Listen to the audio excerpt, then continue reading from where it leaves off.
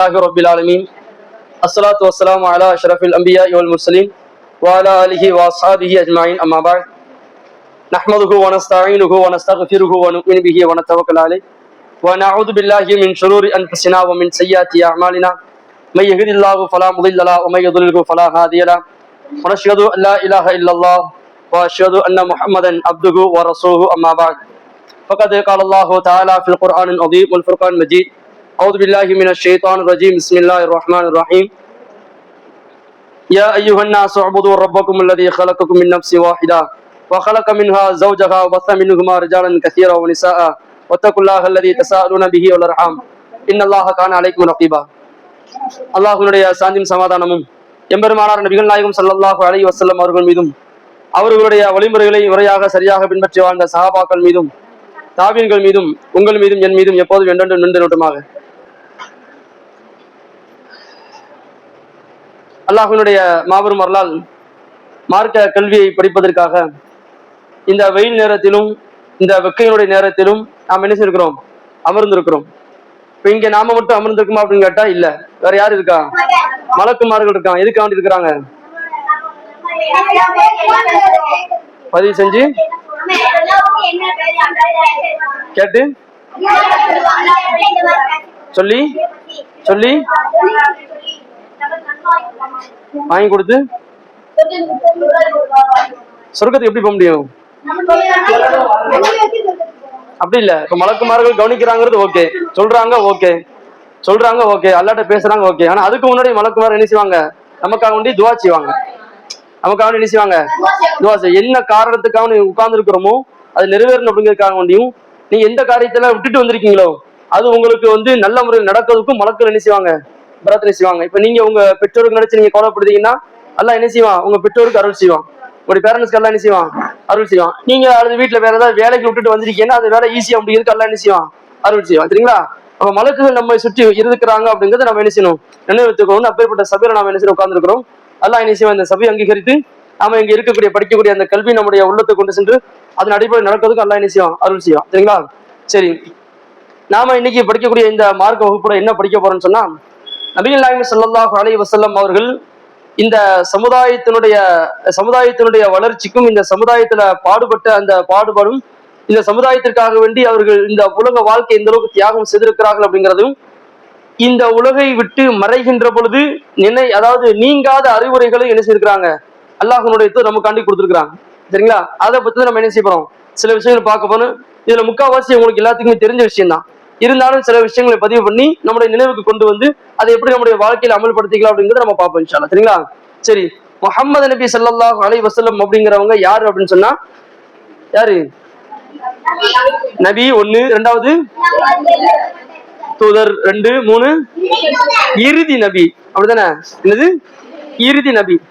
அப்போ இறுதி நபியாக இறை தூதர் முஹம்மது நபி ஸல்லல்லாஹு அலைஹி வஸல்லம் இருக்கிறாங்க அப்படின்னு சொன்னா, அவர்களுடைய பாதமும் அவர்களுடைய பேச்சும் எந்த அளவுக்கு இருக்க வேண்டும் அப்படிங்கிறது அவருடைய வரலாற்றில் நம்ம என்ன செய்யலாம், படிக்கலாம்.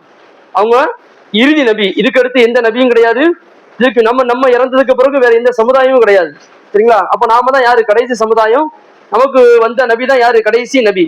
அப்ப இறுதி நபியாக அனுப்பப்பட்டிருக்கிறாங்கன்னு சொன்னா அவங்களுடைய வாழ்க்கை என்ன அப்படிங்கிறதும் அவங்களுடைய வார்த்தை என்ன அப்படிங்கிறது நம்ம தெரிஞ்சுக்கணும்.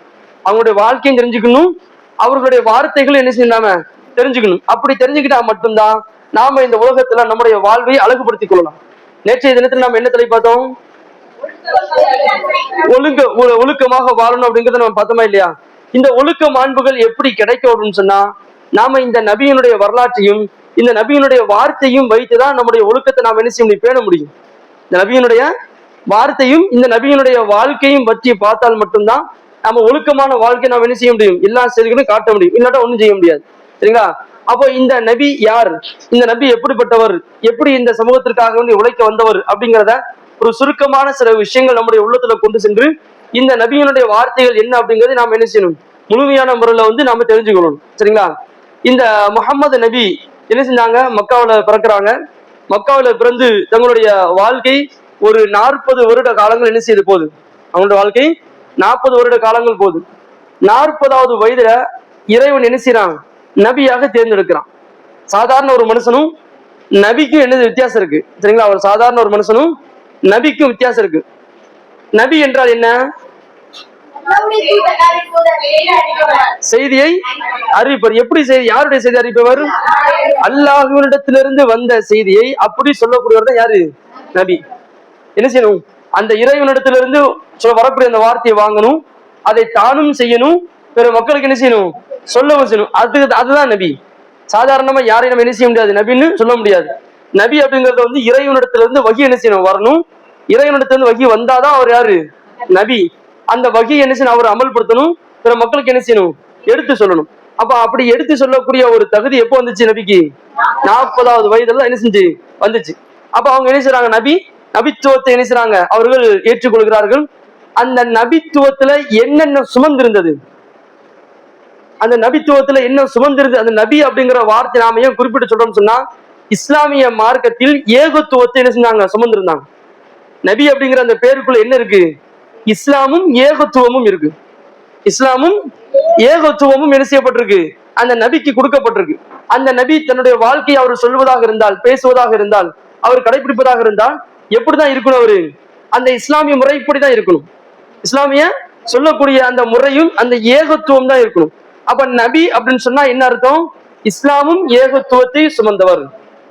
அவர் இஷ்டத்துக்கு சொல்ல முடியுமா? முகமது நபி தன்னுடைய இஷ்டத்தை என்ன செய்ய முடியாது, சொல்ல மாட்டாரு. நீ எதை செய்ய, அப்படி செய்ய, எப்படி செய்ய சொல்லி என்ன செய்ய சுயமாக சொல்ல முடியாது.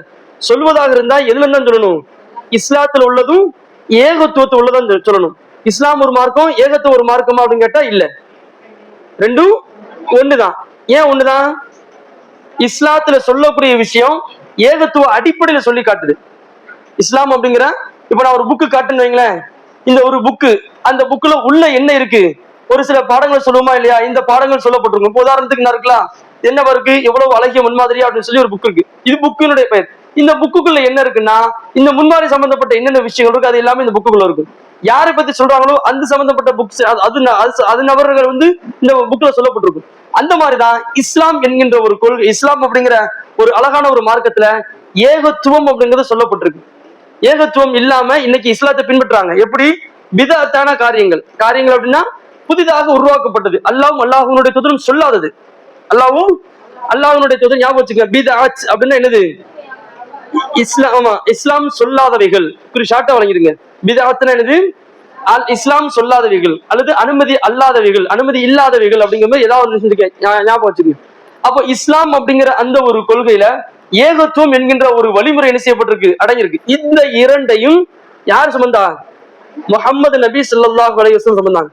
அதை சுமந்து மக்களுக்கு மத்தியில் என்ன செஞ்சாங்க? சொல்ல வந்தாங்க. அப்படி சொல்ல வரும்போது மக்கள் எல்லாம் யாரை எதிர்த்தாங்க? முஹம்மது எதிர்க்கல, கொள்கையை. எதை எதிர்த்தாங்க? ஏன்னா முஹம்மது என்கின்ற ஒரு நபர் அந்த சமுதாயத்துல எப்படி விளங்கப்பட்டாரு? நம்பிக்கையாளர், உண்மையாளர். ஞாபகம் வச்சுக்கணும். முஹம்மது நபி தங்களுடைய வாழ்க்கையில முழுவதுமாக 40 வயதிலும் அந்த சமூகத்துல எப்படி வாழ்ந்தாங்க?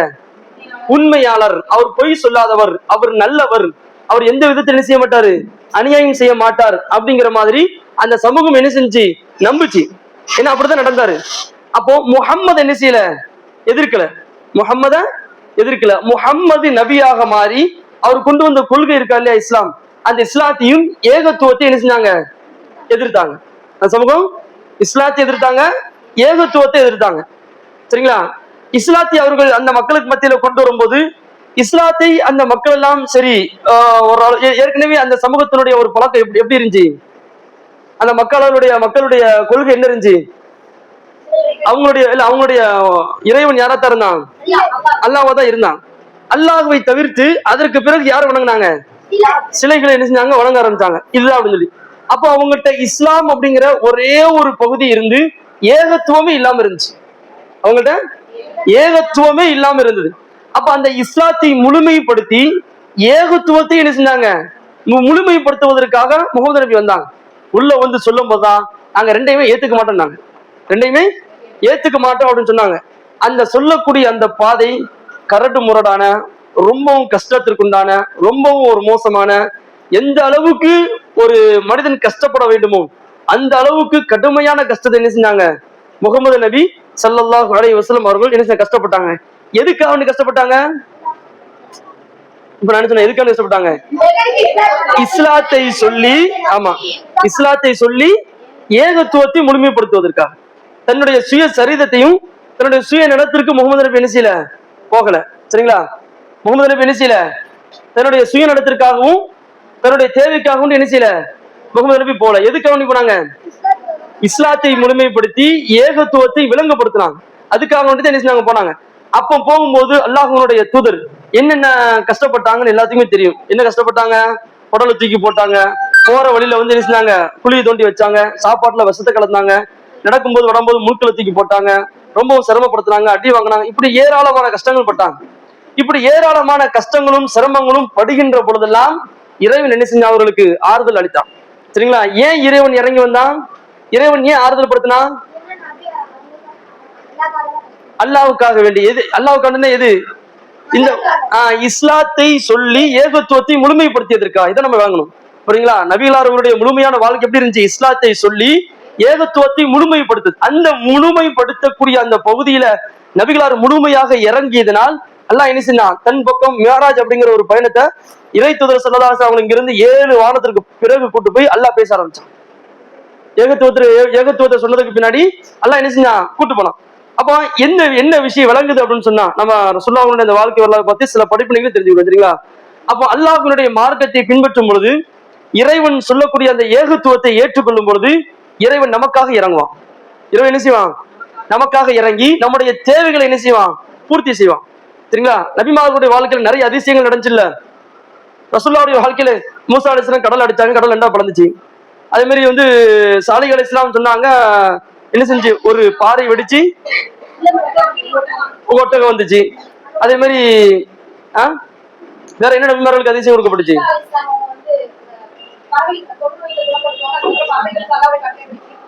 வந்துச்சு. ஆமா, அது ஒண்ணு. அப்புறம் மேகம் வந்து நிழலிட்டது, அதுக்கப்புறம் பாறை அடிச்சோடனே தண்ணி வந்தது. இப்படி ஏராளமான அதிசயங்கள் நடந்துச்சு.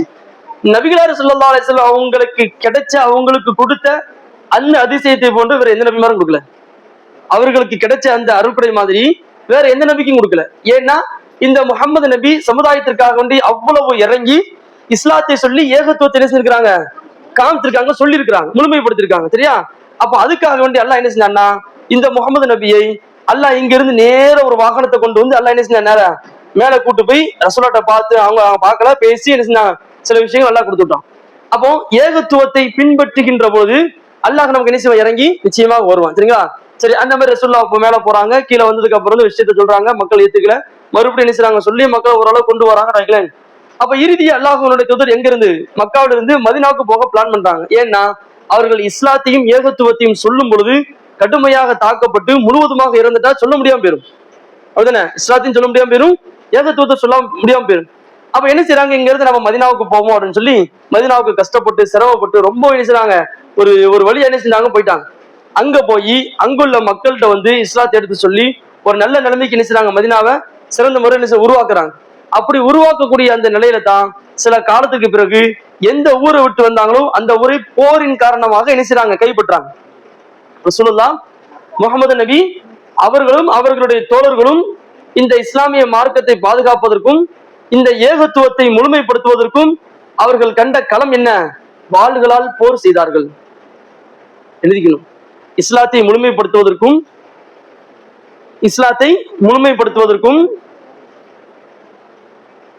ஏகத்துவத்தை சொல்லிக் கொடுப்பதற்கும் அவர்கள் கண்ட களம், இஸ்லாத்தை சொல்லிக் கொடுப்பதற்கும் ஏகத்துவத்தை முழுமைப்படுத்துவதற்கும் அவர்கள் கண்ட களம் போர்கள்.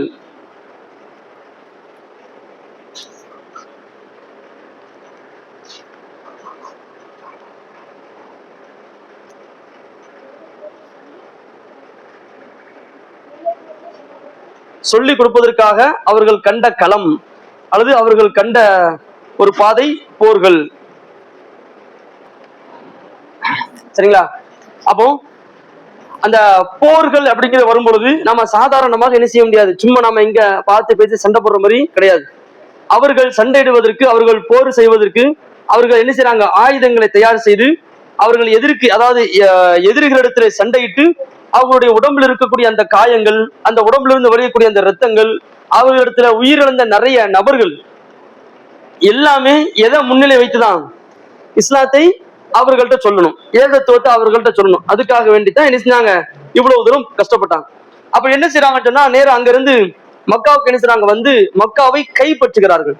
மக்காவை என்ன செஞ்சாச்சு, கைப்பற்றியாச்சு. மக்காவை கைப்பற்றி மக்காவில் என்ன செய்றாங்க, சில விஷயங்கள்ல சில அந்த இடத்துல வந்து என்ன செய்றாங்க, ஒரு நடவடிக்கை எடுக்கிறாங்க.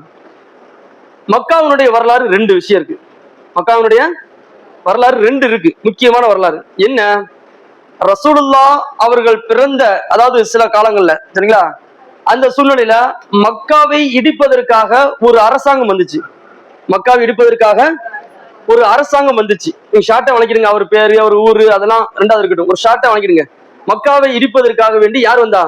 ஒரு அரசாங்கம் வந்துச்சு. அந்த அரசாங்கத்தினுடைய படை அதிபயங்கரமா இருந்தது. அந்த அரசாங்கத்தினுடைய படை அதிபயங்கரமாக இருந்தது. மக்கா அப்படிங்கிறது ஒரு ஒரு இடத்துல ஒரு ஊன்றுகோலா இருக்கு அப்படின்னு சொன்னா அது எதை தாங்கி இருக்கிறது? நான் ஆரம்பத்துல சொன்ன ரெண்டு விஷயம் என்னது? ஒண்ணு இஸ்லாம், இன்னொன்னு ஏகத்துவம். இந்த ரெண்டை வச்சுதான் இந்த மக்கா என்ன செய்யப்பட்டிருக்கு, ஊன்றி இருக்கு.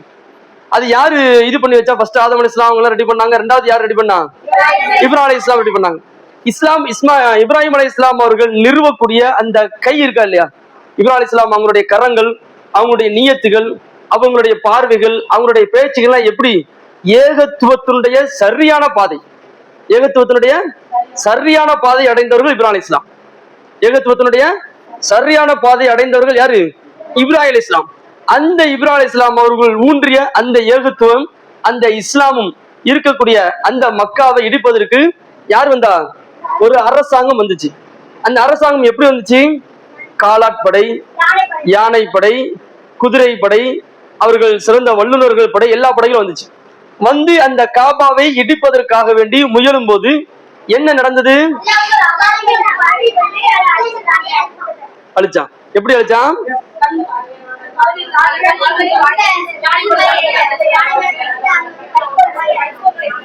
ஆயிடுச்சு, சரிங்களா? சரி, அல்ஹம்துலில்லாஹ், அல்லாஹ் அருள் செய்யட்டும். அப்ப இது ஒரு சம்பவம். அப்ப அந்த நேரத்துல அந்த பொறுப்பை ஏற்றிருந்த ஒரு நபர், இது அல்லாஹ்வினுடைய பள்ளி, இது அல்லாஹ்வினுடைய இந்த பள்ளி எத்தனை நபிமார்களுடைய வாழ்க்கையில வந்து அது இஸ்லாத்தையும் ஏகத்துவத்தையும் இந்த உலக மக்களுக்கு சொல்லக்கூடிய ஒரு அஸ்திவாரம். எழுதிங்க, காபா அப்படிங்கிறது இஸ்லாத்தை ஏகத்துவத்தை சொல்லி கொடுக்கக்கூடிய அஸ்திவாரம். காபா அப்படிங்கிறது எழுதிங்க, காபா அப்படிங்கிறது இஸ்லாத்தையும் ஏகத்துவத்தையும் சொல்லி கொடுக்கக்கூடிய அஸ்திவார பாடம். அப்போ இந்த அஸ்திவாரத்தை அதாவது அசைப்பதற்கும் அது அடியோடு வேறெடுப்பதற்கு அந்த அரசாங்கத்தினுடைய முயற்சிகள் என்னாச்சு? தோல்வி அடைந்தது, சரிங்களா? இப்போ இதை என்ன செஞ்சாங்க, அந்த ஊர் மக்கள் எல்லாம் பார்த்துட்டாங்க. மக்காவுக்குள்ள போனீங்கன்னா உங்களுக்கு கதை முடிஞ்சு அப்படிங்கிற மாதிரி நினைச்சாங்க. இதே மாதிரி இன்னொரு வரலாற்று செய்தி என்னன்னு சொன்னா, அதே இடத்துக்குள்ள போய் யார் உள்ள போறா? முஹம்மது நபி ஸல்லல்லாஹு அலைஹி வஸல்லம் அவர்களும் அவர்களுடைய தோழர்களும் மக்காவை கைப்பற்ற போறாங்க. எந்த அதாவது இஸ்லாத்தையும் ஏகத்துவத்தையும் தாங்கி இருக்கக்கூடிய அந்த மக்காவை இவர்கள் இன்னும் வளர்ச்சியை செய்யணும் அப்படின்னு சொல்லி உள்ள போறாங்க. அதே மாதிரி உள்ள இருக்கக்கூடிய ஒரு 360 சிலைகள் இருந்தது. அந்த சிலை எத்தனை சிலை இருந்துச்சு? 360. அந்த சிலைகளை என்ன செய்றாங்க, எல்லாத்தையுமே உடைக்கிறாங்க. அந்த ஊர் மக்கள் எல்லாம் பாக்குறாங்க, என்னடா இந்த காபாவில ஒரு நாள் வந்து அவன் அழிக்க வரும்பொழுது அபாபில் பறவைகள் வச்சு இறைவன் அழிச்சான், இப்ப உள்ள போய் எல்லா சிலைகளும் உடைக்கிறாங்க, ஆனா ஒரு அபாபில் பறவைகளும் வரலையே அப்படின்னு எதிர்பார்க்கறாங்க எல்லாரும்.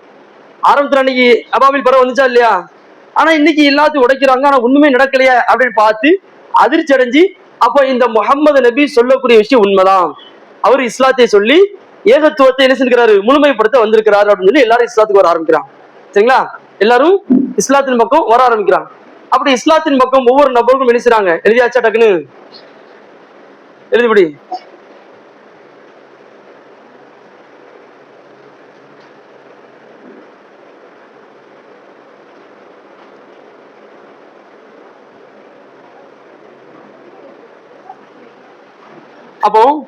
அப்போ முஹம்மது நபி ஸல்லல்லாஹு அலைஹி வஸல்லம் அவங்க தங்களுடைய அந்த நபித்துவம் இருக்கா இல்லையா, தங்களுக்கு கொடுக்கப்பட்ட அந்த நபித்துவத்தை வச்சு இஸ்லாமிய மார்க்கத்தை பூரணப்படுத்தி ஏகத்துவத்தை விளங்கப்படுத்தி தங்களுடைய வாழ்க்கையை என்ன செஞ்சாங்க, வாழ ஆரம்பிச்சாங்க.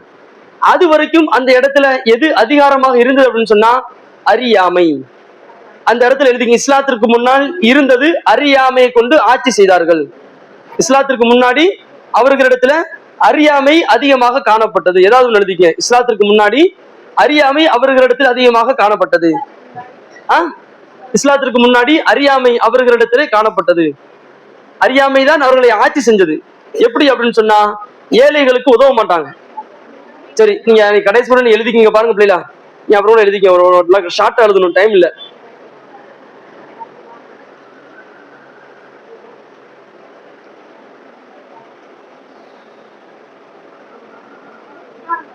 சரிங்களா? அப்போ அறியாமை அவர்கள்ட்ட என்ன செஞ்சு ஆர்வப்பட்டு இருந்துச்சு. அந்த அறியாமையினுடைய தாக்கம் எப்படி அப்படின்னு சொன்னா, அதாவது ஒரு ரொட்டி துண்டை போட்டு என்ன செய்வாங்க, பிச்சைக்காரர்கள் வந்து என்ன செய்வாங்க, அந்த ரொட்டி துண்டை எடுப்பாங்க இல்லையா, அதை பார்த்து சந்தோஷப்படுவாங்க. பிச்சைக்காரர்களுக்கு கொடுக்கும்போது அதை எல்லாரும் ஓடி போய் எடுப்பாங்களா, அதை பார்த்து என்ன செய்வாங்க, அவங்க சந்தோஷப்படுவாங்க. அப்ப அந்த மாதிரியான ஒரு மோசமான காலகட்டத்துலதான் அல்லாஹ்வுடைய தூதர் என்ன செஞ்சாங்க, போய் இங்க கவனி, அந்த அந்த நேரத்துல தான் என்ன செஞ்சாங்க, அவங்க மக்களை சீர்திருத்தம் செய்தார்கள். அவர்கள்ட்ட மது இருந்தது, அவர்கள்ட்ட விபச்சாரம் இருந்தது, அவர்கள்ட்ட அநியாயம் இருந்தது, உயிரோடு பெண் பிள்ளைகள் என்ன செய்வாங்க, கொலை செய்வாங்க. அந்த அளவுக்கு ஒரு மோசமான வாழ்க்கை என்ன செஞ்சாங்க அவங்க வாழ்ந்து, இது எல்லாம் சரிதான், இப்படிதான் வாழணும் அப்படின்னு சொல்லி என்ன செஞ்சாங்க அவங்க நினைச்சாங்க. அப்ப இது எல்லாத்தையுமே யார் தடை செஞ்சா? முஹம்மது நபி ஸல்லல்லாஹு அலைஹி வஸல்லம். எதை வச்சு தடை செஞ்சாங்க? அதுதான் மெயின். இஸ்லாத்தை வைத்தும் ஏகத்துவத்தை வைத்தும் என்ன செஞ்சாங்க, தடை செய்தார்கள். அதை நடக்க விடாம ஆக்கினார்கள். சரிங்களா? ஏன் நாங்க செய்யக்கூடாதுன்னா இஸ்லாம் சொல்லி இருக்கிறது. அது எப்படி சொல்லிருக்குன்னா, ஏகத்துவத்தின் அடிப்படையில் சொல்லிருக்கு. நீ அல்லாஹ்வை மட்டும் ஏற்றுக்கொள்வது போதாது. அல்லாஹ்வை இஸ்லாம் அப்படிங்கிறது அல்லாஹ்வை ஏற்றுக்கொண்டு அப்படிதானே, எனக்கு அது போதும்னு சொல்லக்கூடாது, ஏகத்துவம் வேணும். அப்ப அல்லாஹ் என்ன சொல்லி இருக்கிறானோ அதையும் நான் செய்யணும். அல்லாஹ் என்ன சொல்லிருக்கிறானோ அதையும் நான் செய்யணும். அப்ப இஸ்லாமும் வேணும், ஏகத்துவமும் வேணும். இஸ்லாத்தை மட்டும் நான் எடுத்துக்கிடுவேன், ஏகத்துவத்தை எடுக்க மாட்டேன் அப்படின்னு சொல்ல முடியாது. அடுத்து நான் ஏகத்துவத்தை நான் எடுத்துக்கிறேன், இஸ்லாத்தை எடுக்க மாட்டேன் அப்படிங்கிறது சொல்ல முடியாது. ரெண்டையும் நாம என்ன செய்யணும், எடுத்துதான் ஆகணும். சரிங்களா? அப்ப இந்த நிலையில தான் நபிகளார் ஸல்லல்லாஹு அலைஹி வஸல்லம் என்ன செஞ்சாங்க, இந்த சமுதாயத்திற்கு மத்தியில அதிகமான விஷயங்கள் எந்த அளவுக்கு அப்படின்னு சொன்னா, ஒரு தனி மனித சுதந்திரத்தை கொடுத்தாங்க.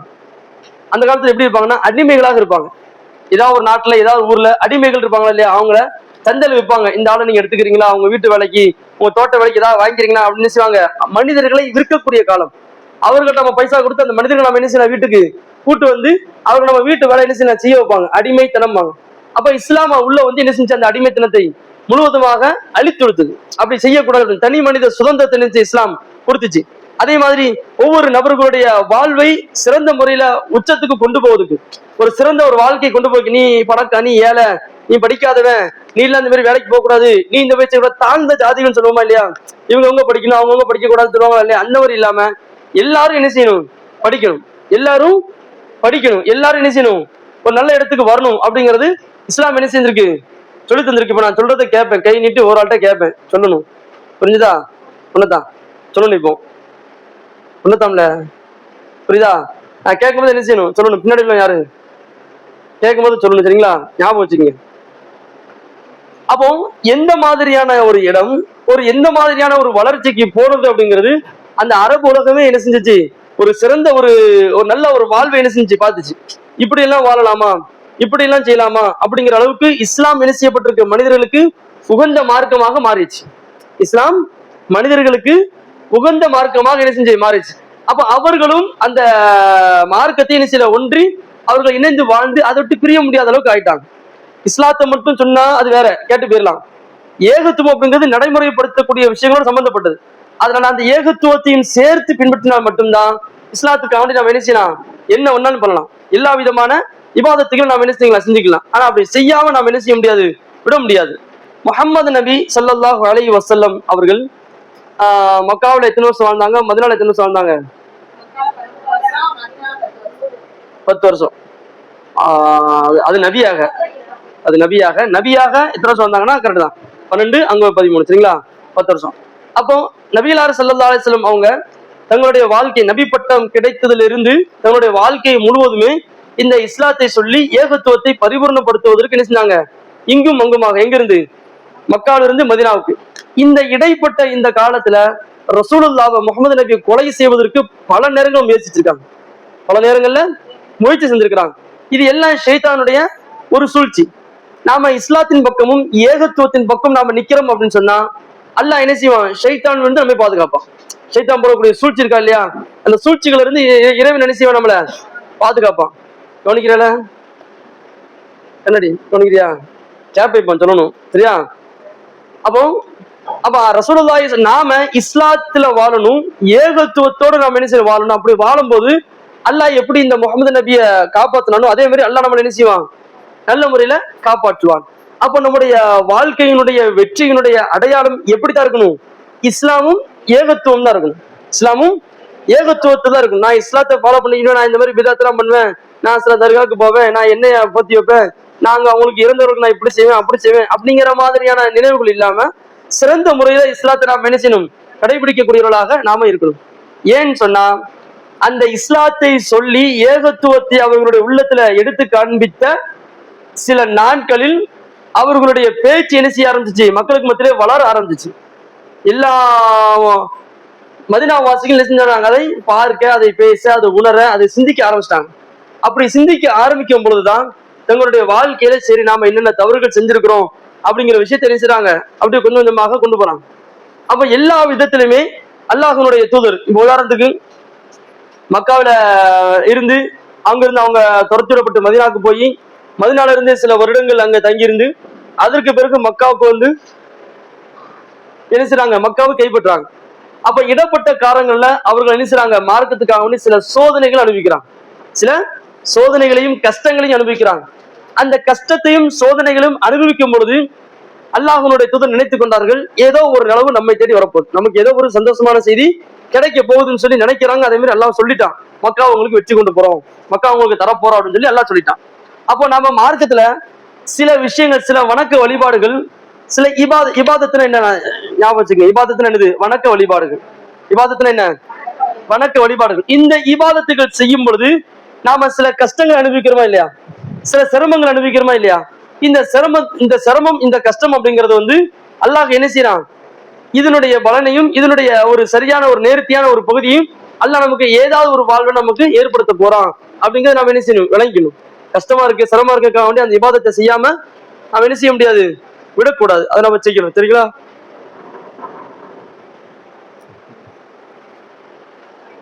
சரி, நபி நாயகம் ஸல்லல்லாஹு அலைஹி வஸல்லம் அவங்க இப்ப மதீனாவுக்கு வராங்க. மக்கால இருக்கக்கூடிய மக்கள் யாரு அப்படின்னு சொன்னா அதாவது மக்கால் வாசிகள் வியாபாரிகள். மக்கால் வாசிகள் யாருன்னு சொன்னா வியாபாரிகள். மதீனாவில் உள்ளவங்க எல்லாம் யாருன்னு சொன்னா விவசாயிகள். அதிகமாக விவசாயம் செய்யக்கூடிய இவங்க விவசாயம் செஞ்சாங்கன்னா இவங்க என்ன செய்வாங்க, அதை வித்து கொடுப்பாங்க, அந்த மாதிரியான ஆளுகள். அப்போ மக்காவில் இருக்கக்கூடிய நிறைய நபர்கள் மதீனாவில் போய் இருக்கும் பொழுது அவர்களுக்குள்ள என்ன செய்யப்பட்டிருக்கு, அதாவது சகோதரத்துவத்தை அல்லாஹ் ஏற்படுத்தி வச்சான். அந்த சகோதரத்துவம் வந்து எதோட இணைந்தது அப்படின்னு சொன்னா இஸ்லாத்தை வச்சும் ஏகத்துவத்தை வச்சுதான். இஸ்லாத்தை வச்சும் ஏகத்துவத்தை வச்சுதான். முஸ்லிம்கள் அனைவர்களும் ஓர் உடலை போன்றவர்கள், அவர்கள் ஓர் கட்டிடத்தை போன்றவர்கள், அவங்க என்ன செய்வாங்க, ரெண்டு பேரும் பிரிக்க முடியாது, பிரிக்க கூடாது அப்படின்னு சொல்லி இஸ்லாம் சொன்னதுனால அவங்க என்ன செஞ்சாங்க, அன்சாரிகள். யாருக்கு பேர் அன்சாரி, மதீனாவில் இருக்கக்கூடிய பேர் அன்சாரி. அன்சாரின்னு என்ன அர்த்தம்,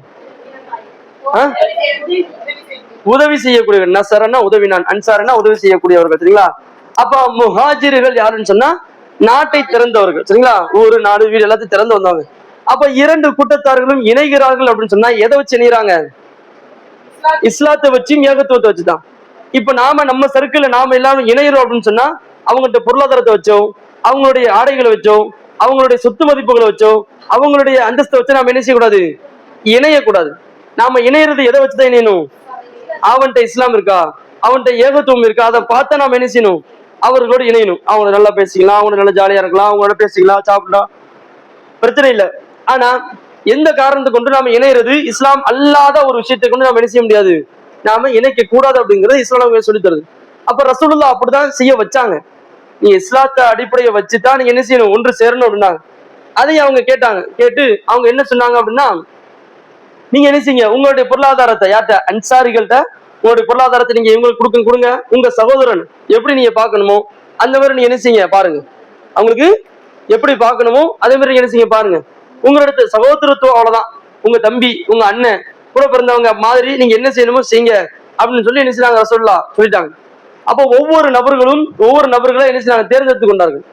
ஒவ்வொரு நபர்களும் தேர்ந்தெடுத்து கொண்டார்கள். தேர்ந்தெடுத்து கொண்டு அவங்க என்ன செய்யறாங்க, தான் வீட்டுக்கு கூட்டு வந்து நீங்க என்னுடைய சகோதரன். எதை வச்சு பேசுறாங்க? இஸ்லாத்தை வச்சும் ஏகத்துவத்தை வச்சுதான் பேசுறாங்க. இவன் கருப்பன், இவன் வெள்ளையன், இவன் பணக்காரனா, இவன் பணக்காரன் இல்லையா, அல்லது இவன் பெரிய அந்தஸ்து உள்ளவனா அந்தஸ்து இல்லாதவனா, அதெல்லாம் எந்த ஒன்றையும் யாரு பார்க்கல? அன்சாரிகள் பார்க்கல. ரசூலுல்லாஹ் சொன்னாங்க, கயிறு கூட்டு வந்தாங்க, அவ்வளவுதான். கூட்டு வந்து வீட்டுல வச்சுதான் அடிச்சுறாங்க அவங்க பேசுறாங்க.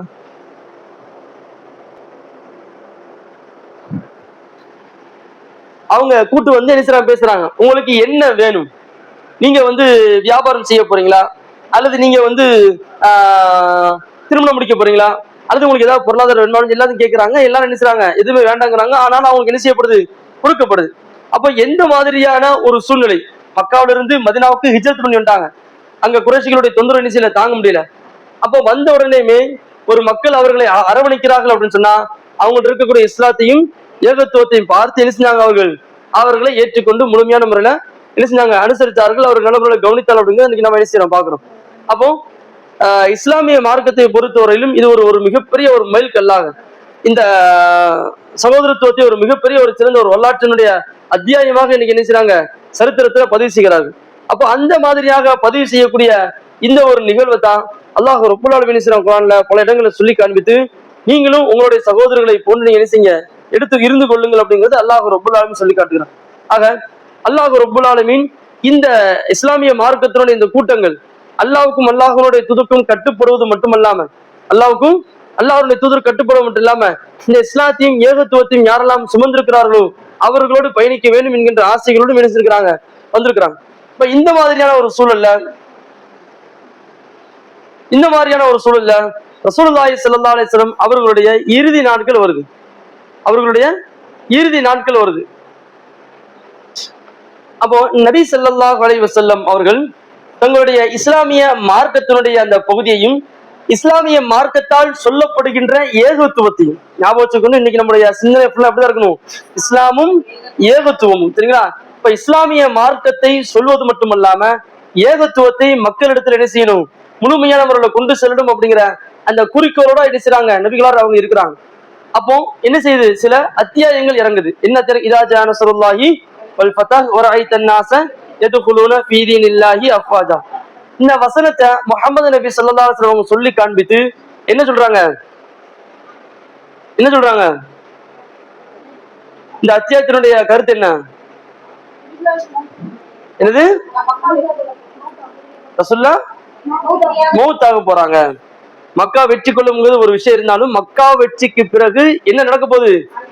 இந்த நபி மரணிக்க போறார்.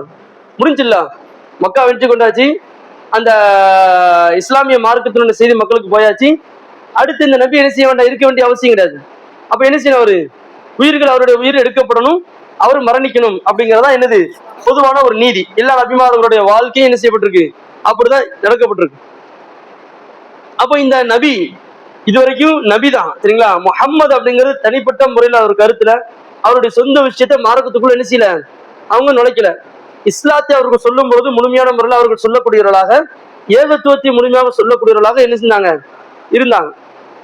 அப்போ முஹம்மது நபி ஸல்லல்லாஹு அலைஹி வஸல்லம் அவங்க இந்த இறுதி கட்டத்தை என்ன செய்றாங்க? அடைகிறாங்க. நான் மரணிக்க போறேன். ஒவ்வொரு நபர்களும் வெளியூருக்கு அனுப்புவாங்க. கவனி. அப்ப வெளியூர்களுக்கு என்ன செய்றாங்க? அனுப்புற ஒவ்வொரு நபர்கள்ட்ட என்ன செய்வாங்க? முஹம்மது நபி, நான் வந்து அடுத்தோட்டு நீங்க ஊருக்கு போயிட்டு வரும்போது நான் என்ன செய்ய மாட்டேன், இருக்க மாட்டேன், நான் இறந்துருவேன் அப்படிங்கிறத சொல்லல, நான் இருக்க மாட்டேன், நீங்க கபருக்கு பக்கத்துல தான் நீங்க என்ன செய்ய இருக்கும், போக வண்டி இருக்கும் அப்படின்னு சொல்லும் பொழுது ஒவ்வொரு சகாபியும் அழுதுட்டு என்ன செய்வாங்க? போவாங்க. அப்போ இந்த ஏகத்துவத்தை இத்தனை வருஷ காலமாக, இத்தனை வருஷம் கிட்டத்தட்ட மக்கால 10 வருஷம், இங்க 12 வருஷம் 13 வருஷம், இந்த ரெண்டுமே வந்து அவங்க பயங்கரமான கஷ்டத்தையும் சிரமத்தையும் நெருக்கடியான வாழ்க்கையை அனுபவிச்சிருக்கிறாங்க.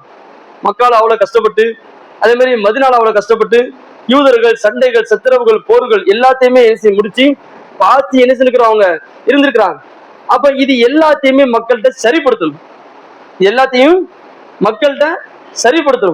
நம்ம கடைசி நம்ம என்ன நடத்தி முடிச்சாலும் கடைசி என்ன வைப்போம்? டெஸ்ட் வைப்போம், அப்படிதானே? அவங்களுக்கு கடைசி நேரத்தில் என்ன செய்வாங்க?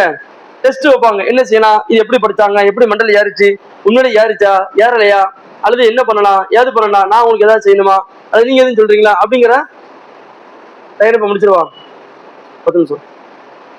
அப்போ கடைசி நேரத்துல மக்கள்கிட்ட என்ன செய்யணும், அதாவது கேட்கணும்.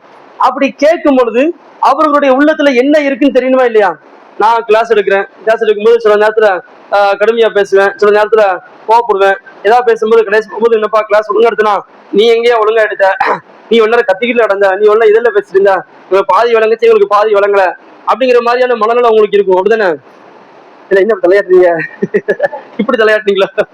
சரி, அப்போ எந்த மாதிரியான இப்ப நான் இல்ல பொதுவாகவே யாராவது ஏதாவது ஒரு சொல் நடத்தும் போது அந்த மாதிரியான என்ன நடக்கும்? ஏன்னா நிறைய இடங்கள்ல ரசூலுல்லாஹி ஸல்லல்லாஹு அலைஹி வஸல்லம் நான் உங்களுக்கு ஏதாவது காயப்படுத்திருந்தா சொல்லுங்க, நான் உங்களுக்கு ஏதாவது கடந்துறதா இருந்தா சொல்லுங்க அப்படின்னு சொல்லும் போது சிலவர் யார சொல்லலாம், நீங்க 2 திருகம் தரணும் நாங்க வச்சுங்க, யார சொல்லலாம் நீங்க வந்து என்னுடைய வயிற்றுல குத்திட்டீங்க எனக்கு வலிக்குது அதனால நானும் உங்க வயிற்றுல குத்த போராடுவாங்க, சரி குத்துங்க அப்படின்னு சொல்லும் போது ஆடைகளை களையும் போது என்ன செய்வாங்க, ஓடி போய் அந்த வயிற்றுல கூடிய அந்த மச்சத்தை என்ன செய்வாங்க, முத்தம் கொடுப்பாங்க.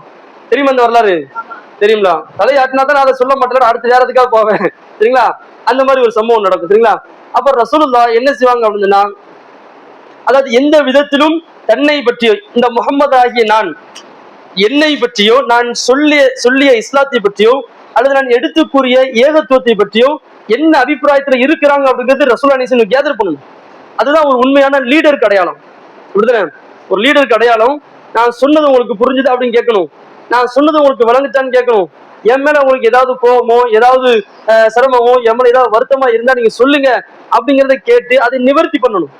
சில நபர்கள் ஒரு பெரிய பெரிய ஒர்க் ஷாப்ல வேலைக்கு முடிஞ்சுட்டு போகும்போது அவங்க என்ன செய்வாங்க, பொருளாதாரத்தை கொடுத்து ஒரு செட்டில்மெண்ட் பண்ணுவாங்க. சரி எது இருந்தா முன்ன இருந்தா மனசு இது பண்ணிக்காதீங்க, இந்தாங்க பைசா வச்சுக்கான்னு சொல்லி என்ன செய்வாங்க, வேலையை விட்டு அனுப்புவாங்க. அந்த மாதிரி ஒரு லீடர் அப்படிங்கிறது இந்த சமூகத்தினுடைய கண்ணோட்டம் எப்படி இருந்தது, இந்த சமூகத்தினுடைய கண்ணோட்டம் எப்படி இருக்குது, நான் சொன்ன விஷயம் அவங்க ஏற்றுக்கொள்ளக்கூடிய மனநிலை இருந்தாங்களா, சொன்னது சரிதானா, அல்லது ஏதாவது நான் சொல்லாம விட்டுட்டேனா, என்ன செய்யலாம் அப்படிங்கிறது ரசூலுல்லாஹ்வுக்கு ஒரு யோசனை வந்துகிட்டே இருக்கு. ஏன் ரசூலுல்லா மரணிக்க போறாங்க, முகமது நபி என்ன செய்ய போறாங்க, மரணிக்க போறாங்க. அப்ப மரணிக்கக்கூடிய முன்னிலையில அதெல்லாம் பேசி என்ன செய்யணும், முடிவு பண்ணணும். சில நேரத்துல யாராவது உடம்பு சரியில்லாட்டா அவங்க நேர்ல வந்து நான் உங்களை ஏதாவது தப்பு தவிர ஏதாவது பேசுறேன்னா நீங்க என்ன செஞ்சுக்கீங்களே, மன்னிச்சுக்கீங்க, என்னுடைய சூழ்நிலை சரியில்லை, உடல்நிலை சரியில்லை, என்னுடைய மௌத்து எப்போனாலும் வரும், அதனால நீங்க மன்னிச்சாதான் அல்லாஹ் என்ன செய்வேன், என்னைய மன்னிப்பான், நான் ஏதாவது குற்றங்குறை ஏதாவது செஞ்சா மன்னிச்சுக்க அப்படின்னு சில பேர் கேட்பாங்களா இல்லையா? இந்த மாதிரி அல்லாஹ்வுடைய தூதர் முஹம்மதாக கேட்கவும் வந்தாங்க, முஹம்மது நபியாகவும் கேட்க வந்தாங்க. முகம்மதாகவும் கேட்டாங்க, தனிப்பட்ட முறையில் வந்தாங்க. முகம்மது நபியாக சொன்ன இஸ்லாமும் செய்து காட்டிய ஏகத்துவமும் இன்னைக்கு மக்களிடத்துல எந்த அளவுக்கு இருக்கு, அதை எப்படி அவர்கள் வளர்த்து கொள்ளணும், அதை எப்படி அவர்கள் சரியாக்கி கொள்ளணும் அப்படிங்கிறதுல ஒரு தெளிவான சிந்தனையோடு என்ன செஞ்சாங்க, முகமது நபி பரப்பிட்டாங்க. அவங்க பரப்பிட்டு அவங்க வந்து எல்லா பக்கமும் தகவல் கொடுக்குறாங்க. மதீனா ஊருக்கு எல்லா இடங்களும் தகவல் கொடுக்குறாங்க. நான் ஹஜ்ஜிக்கு போறேன், யாரெல்லாம் என் கூட ஹஜ்ஜிக்கு வரான், ஹஜ்ஜிக்கு மதீனால இருக்கிறாங்க, மக்காவுக்கு போகணும், நான் ஹஜ்ஜிக்கு போக போறேன், யாரெல்லாம் ஹஜ்ஜிக்கு வரான்னு சொல்லி செய்தி ஒன்று கிட்டத்தட்ட எல்லா நபர்களும் நினைச்சாங்க. சுத்தி இருக்கக்கூடிய நிறைய கிராமங்கள் முகமது நபி போறாரு நாமளும் போகணும்னு சொல்லி நினைச்சாங்க. ஹஜ்ஜிக்காக வேண்டி எல்லா விதமான தயாரிப்பு கூட நினைச்சாங்க எடுக்கிறாங்க. நேரா மதீனாவுக்கு வராங்க. ரசூலுல்லாஹி ஸல்லல்லாஹு அலைஹி வஸல்லம் நினைச்சாங்க மக்காவுக்கு மதீனாவுக்கு வராங்க, மக்கால இருந்து நினைச்சாங்க மதீனாவுக்கு வராங்க, மதீனால இருந்து மக்காவுக்கு நினைச்சாங்க ஹஜ்ஜிக்காக வேண்டி போறாங்க மக்காவுக்கு. அப்ப மக்காவுல யாருடைய ஆட்சி நடத்திட்டு இருக்கு, இஸ்லாமிய ஆட்சி தான் நடக்குது, சரிங்களா? மக்காவுல இஸ்லாமிய ஆட்சி தான் நடக்குது. அப்ப மக்காவுல போய் நாம என்ன செய்யலாம், என்னென்ன விவரங்கள் இருக்கோ எல்லாத்தையும் நாம மக்கள்கிட்ட பேசி ஒரு முடிவுக்கு வரலாம்னு சொல்லி சில நேரங்கள் நினைச்சாங்க. அவர்கள் ஒவ்வொரு காலங்களா ஒவ்வொரு இடமா நினைச்சாங்க பார்த்து அமர்ந்து உட்கார்ந்து எல்லா விஷயத்தையும் பண்ணி முடிச்சுட்டு கடைசி ஒரு இடத்துக்கு வந்து உட்கார்ந்தாங்க. கடைசி அவங்க ஒரு இடத்துல வந்து நினைச்சாங்க உட்கார்ந்தாங்க.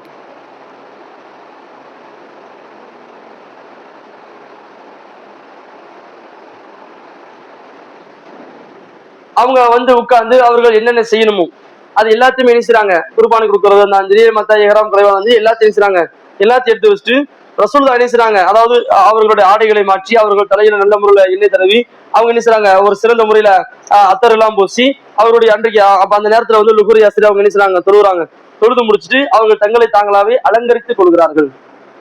இஸ்லாம் எப்படி ஆக்குது ரசூலுல்லாஹ், மக்களுக்கு முன்னாடி நாம நிக்க போறோம் அப்படின்னு சொன்னா நம்மள நாம என்ன செய்யணும், நல்ல முறையில அலங்கரித்துக்கணும். அலங்கரித்துன்னு ஆடம்பரமா எல்லாம் கிடையாது, ஆடம்பரமா அலங்கரிக்கிறது இல்ல. பொதுவா யாராவது நம்மளை பார்த்தா நாம என்ன செய்யணும், அழகாக இருக்கணும் அப்படிங்கிறது இஸ்லாம் நமக்கு என்ன செய்யுது, சொல்லித் தருது. அழகை மேற்கொள்ளணும், சரிங்களா? இஸ்லாம் வந்து ரசூலுல்லாஹ் இந்த அந்த இடத்துல கூண்ண சகாபாக்களோட எண்ணிக்கை எவ்வளவு, 1,40,40, 44, 24 அப்படிங்கிற செய்தி இருக்கு. ஆனா கிட்டத்தட்ட 1,00,000 1,50,000 மேலான சகாபாக்கள் செஞ்சாங்க.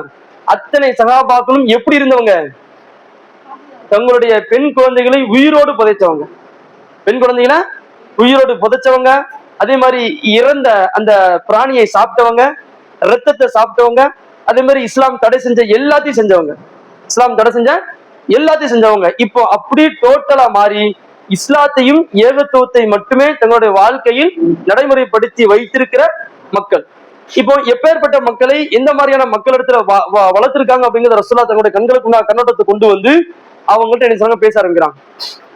நீங்க எப்படி இருந்தீங்க, இப்போ நீங்க எப்படி இருக்கிறீங்க அப்படிங்கிறத சொல்லி அவர்கள்ட்ட சில தகவல் சொல்லி அல்லாஹ்வுடைய தூதர் கடைசி வார்த்தையாக தங்களுடைய வாழ்க்கையில அவர்கள் கடைசி சில வார்த்தைகளாக அதை முடிச்சு ரத்தின சுருக்கமாக இந்த உலகமே மிரண்டு போகக்கூடிய அளவிற்கு ஒரு அழகான உபதேசத்தை செஞ்சு முடிச்சுட்டு போறாங்க. அந்த உபதேசத்தை இந்த உலகத்தினுடைய எல்லா மக்களும் கேட்டார்கள் சொன்னா, அவர்கள் சொன்ன விஷயத்தை நாம ஏற்றுக்கொண்டோம் அப்படின்னு சொன்னா நம்முடைய வாழ்க்கையில் என்ன செய்யாது, எந்த விதத்திலும் பிரச்சனைகள் அப்படிங்கிறது இருக்கவே இருக்காது. சரிங்களா? டேய் கவனி, இப்ப ரசூலுல்லாஹ் என்ன செய்றாங்க, கடைசியாக மக்களுக்கு ஒரு உரை நிகழ்த்துறாங்க. இறுதியாக என்ன செய்றாங்க, மக்கள்கிட்ட சில வார்த்தைகள் பேசுறாங்க. அவங்களுடைய நிலைமை எப்படி, அவங்க என்ன மாதிரி சூழல் இருக்கிறாங்க அப்படிங்கிறத என்ன செய்றாங்க, பேசுறாங்க. அதுதான் இஸ்லாமிய மார்க்கத்தினுடைய நபிகளாருடைய இறுதி பேருரை. அவங்க சொன்ன அந்த வார்த்தையை தான் நீங்க என்ன செய்றாங்க, எல்லா பள்ளிவாசல்களையும் ஒரு தலையங்கம் போட்டு என்ன செய்றாங்க, போட்டு வச்சிருக்கிறாங்க. என்ன சொன்னாங்க, ஏது சொன்னாங்கிறது நம்ம என்ன செய்வோம் இன்ஷா அல்லாஹ் இன்டர்வல் விட்டதுக்கு அப்புறம் நம்ம பார்ப்போம். சரிங்களா?